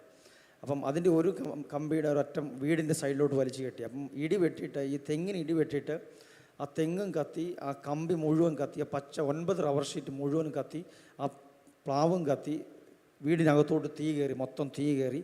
പക്ഷേ ആർക്കും ഒന്നും പറ്റിയില്ല. ദൈവം ഞങ്ങളെ അവിടെ സൂക്ഷിച്ചു. അങ്ങനെ ഓരോരോ പ്രശ്നങ്ങളായിരുന്നു ഞങ്ങളുടെ കുടുംബത്തിനകത്ത് നിന്ന് വന്ന്. കർത്താവ് ഞങ്ങളെ വെടിവെച്ചു. സുവിശേഷം കേട്ടു, കർത്താവ് ഞങ്ങളെ വെടിവെച്ചു. വല്ലതും മനസ്സിലായോ? വല്ലതും മനസ്സിലായോ? മലബാറിൻ്റെ ഏതോ ഒരു മലമടക്കിൻ്റെ നടുക്ക് 4 മരണത്തെ മുഖാമുഖം കണ്ട് ഇടിവെട്ടി വീട് മുഴുവൻ തകരേണ്ട സ്ഥാനത്തെ മരണത്തിൽ നിന്ന് വെടിവെച്ച് രക്ഷപ്പെടുത്തി. കർത്താവിന് സ്തോത്രം. ഒറ്റ സെക്കൻഡ് കൊണ്ട് തൻ്റെ ജോലിയെല്ലാം നിർത്തിവെച്ചിട്ട് ഇന്ന് യേശുവിനെ സാക്ഷിയായി ലോകരാജ്യങ്ങളിൽ TV കൂടെ പ്രസംഗിക്കാൻ ദൈവം കണ്ടെങ്കിൽ ഒരു കാര്യം ഇന്ന് പകൽ ഓർത്തോണം. ദൈവത്തിൻ്റെ കണ്ണും ദൈവത്തിൻ്റെ ദർശനവും എൻ്റെ മേലും നിൻ്റെ മേലും ഉണ്ടെങ്കിൽ കൈയടിച്ച് ഉറക്കെ സ്തോത്രം പറഞ്ഞ പൊക്കോ. ദൈവത്തിൻ്റെ ദർശനം നിൻ്റെ മേലും ഉണ്ടെങ്കിൽ ആമേൻ, ആമേൻ, ആമേൻ, ആമേൻ, ഹല്ലേലൂയ. ഒറ്റ നോട്ടത്തിൽ മനസ്സിലായി എവനെ എനിക്ക് ഉപയോഗിക്കാൻ കൊള്ളാമെന്ന്. കേട്ടോ? ഒറ്റ നോട്ടത്തിൽ. 50 വർഷമായി വിശ്വാസി വന്നിട്ട് ഒരു ചെറിയ വിരൽ നീ അനക്കിയോ? ഒരു സ്തോത്രം നീ നേരെ പറഞ്ഞോ? ശരിക്കും നീ ഒന്ന് കൈയടിച്ചോ? ഒരു ട്രാക്ട് ആർക്കെങ്കിലും നീ കൊടുത്തോ? ഒരാത്മാവിനെ നീ നേടിയോ?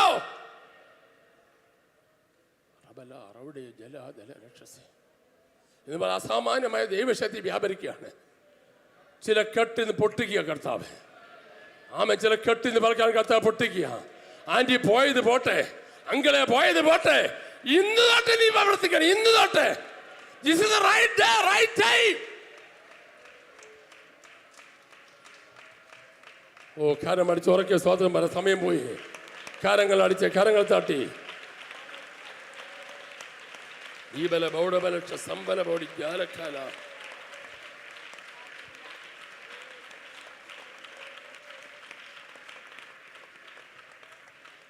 ദൈവം നിന്നെ ഒന്ന് നോക്കിയാൽ മതി കേട്ടോ.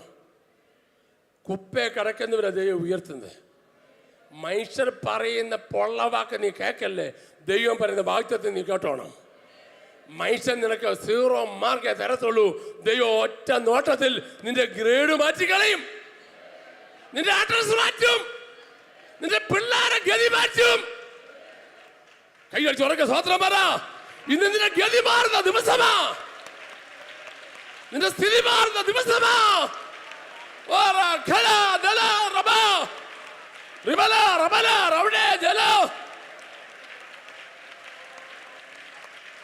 ശക്തിയോട് കൈയടിച്ച് ദൈവത്തിന് സ്തോത്രം പറ. നിന്നെ കെട്ടിപ്പെട്ടുന്ന ദിവസമാ.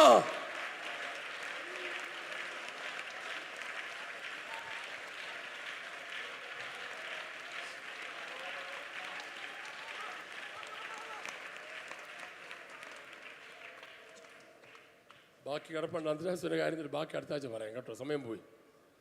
ശക്തമായൊരു ആത്മപ്രവാഹം ഞാൻ അനുഭവിക്കുക.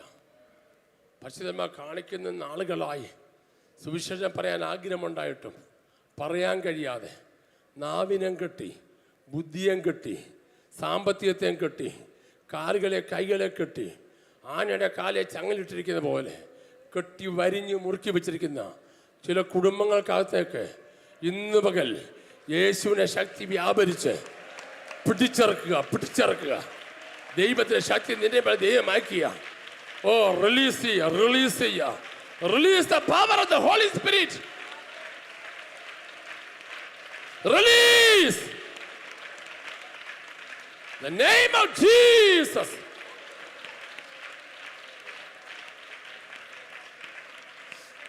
ഓൺലൈനിൽ കൂടി ഞങ്ങളെ കേൾക്കുന്ന നൂറുകണക്കിന് ആളുകൾ നിങ്ങളോട് ഞാൻ പറയുന്നു, നിങ്ങളെ ദൈവം വിളിച്ചിരിക്കുന്നത് കർത്താവിന്റെ വേലയ്ക്ക് വേണ്ടിയാണ്. പെരയ്ക്കകത്ത് മെസ്സേജ് കേട്ടോണ്ടിരിക്കാനല്ല. നിങ്ങൾ ഏത് രാജ്യത്താണെങ്കിലും, ഏത് ഭൂഖണ്ഡത്തിലാണെങ്കിലും, ഏത് സ്റ്റേറ്റിലാണെങ്കിലും നിങ്ങളുടെ പട്ടണത്തിൽ യേശുവിനെ ഉയർത്തുവാനുള്ള സമയമാണിത്. പ്രായമായി പോയി, സമയം പോയി നിങ്ങൾ വിചാരിക്കരുത്. This is the right time for you. നിങ്ങൾക്കുള്ള റൈറ്റ് ടൈമാണ്. തക്ക സമയത്ത് പത്രോസിനെ പിടിച്ചുകൊണ്ട് യേശുവിന് കൈ കൊടുത്തു. ഒന്നുകൂടെ പറഞ്ഞ് നിർത്തട്ടെ. പിന്നെ നമ്മൾ അന്ത്രോസിനെയാണോ കാണുന്നത്, പത്രോസിനെയാണോ കാണുന്നത്? പറ, ഉറക്കെന്ന് പറഞ്ഞേ. പത്രോസ്. ബാക്കി കേൾക്കണേ. തൻ്റെ സഹോദരൻ അത്രമാത്രം ഉയർന്നതില്ലേ, അന്ത്രോസിന് ഒരു വിഷമം ഉണ്ടായില്ല. നമ്മളിടാ അവനങ്ങ് കയറി ഷൈൻ ചെയ്യുക. ഒരു കാര്യം ഓർത്താലും ഞാൻ കൊണ്ടുവന്നു കേട്ടോ, അത് മറന്നേക്കല്ലേ. ചീപ്പായ സംസാരം നിർത്ത് പ്ലീസ്. നീ കൊണ്ടുവന്ന എന്നെ കൊണ്ടുവന്നില്ലേ? എന്നാ അല്ലെ വേറെ ആരെങ്കിലും കൊണ്ടുവന്നേന്? നീ കൊണ്ടുവന്നില്ല, വേറെ ആരും കൊണ്ടുവന്നു. ദൈവം കണ്ടാൽ കൊണ്ടുവരുമെന്ന്. ആമേ, നിനക്ക് പോരാനൊന്നുമില്ല. അങ്ങേക്ക് അറിയിച്ചെല്ലുമ്പോൾ നീ അറിയുന്നേടി എന്താണെന്ന്. കൈയടിച്ച് ഉറക്കെ സ്തോത്രം പറ. കൈയടിച്ച് ദൈവത്തിന് സ്തോത്രം പറ. ഓരോ ബല ദല സമരിയ പട്ടണം മുഴുവൻ യേശുവിന്റെ നാമത്തിൽ കീഴടങ്ങിയതുപോലെ യേശുവിന്റെ നാമത്തിൽ. ബാക്കി കേൾക്കണ്ടായോ? കേൾക്കണം. അടുത്ത നമുക്ക് കേൾക്കാം. ബാക്കി നമുക്ക് നിങ്ങളോട് സംസാരിക്കാൻ ദൈവം അത് ഏൽപ്പിച്ചിട്ടുണ്ട്. കർത്താവിന്റെ പേര് ഈ ആഴ്ച മുഴുവൻ ഒറ്റ കുഞ്ഞ് പേരയ്ക്കത്തിരുന്നേക്കല്ലേ. എല്ലാവരും വെളിയിൽ ഇറങ്ങണം, വർക്ക് ചെയ്യണം, ആൺമക്കളെ നേടണം. ട്രാക്ടർ പുറകെ കൊണ്ട് വെച്ചിട്ടുണ്ട്. സെൽപാസ്റ്റർമാരെല്ലാം ഫീൽഡിലാണ്. നിങ്ങൾക്ക് ആർക്കെല്ലാം പോകാൻ പറ്റുമോ അവരുടെ പോകണം. ഒരു കുടുംബം 5 പേരെ വെച്ച് നേടുകയും പ്രാർത്ഥിക്കുകയും അവരെ വിളിച്ചു കൂട്ടുകയും ദേവദാസന്മാരെ വിളിച്ച് യോഗം നടത്തുകയും ചെയ്യണം. വലിയ വിടുതൽ നമുക്ക് ദൈവം ഈ ആഴ്ച തരാൻ പോകുന്നു. നിങ്ങൾ വിളിച്ച് അടുത്ത ആഴ്ച പുതിയ കുടുംബങ്ങൾ ഈ സഭയിൽ വരണം. ദൈവം നമ്മളെ സഹായിക്കട്ടെ. ഈ മിഷൻ മന്ത് ബ്ലെസ്സിങ് ആയി മാറട്ടെ. എല്ലാവരും എഴുന്നേറ്റ് നിൽക്കാം. അല്പസമയം സ്തോത്രം പറഞ്ഞു തുടങ്ങിക്കാട്ടെ. എല്ലാവരും എഴുന്നേറ്റാട്ടെ. സ്തോത്രം പറഞ്ഞു തുടങ്ങിക്കാട്ടെ. ദിവസം ചേർന്ന് വന്നാട്ടെ. പെട്ടെന്ന് സമയം നമുക്ക് 5 മിനിറ്റ് സമയമേ ഉള്ളൂ. സ്തോത്രം.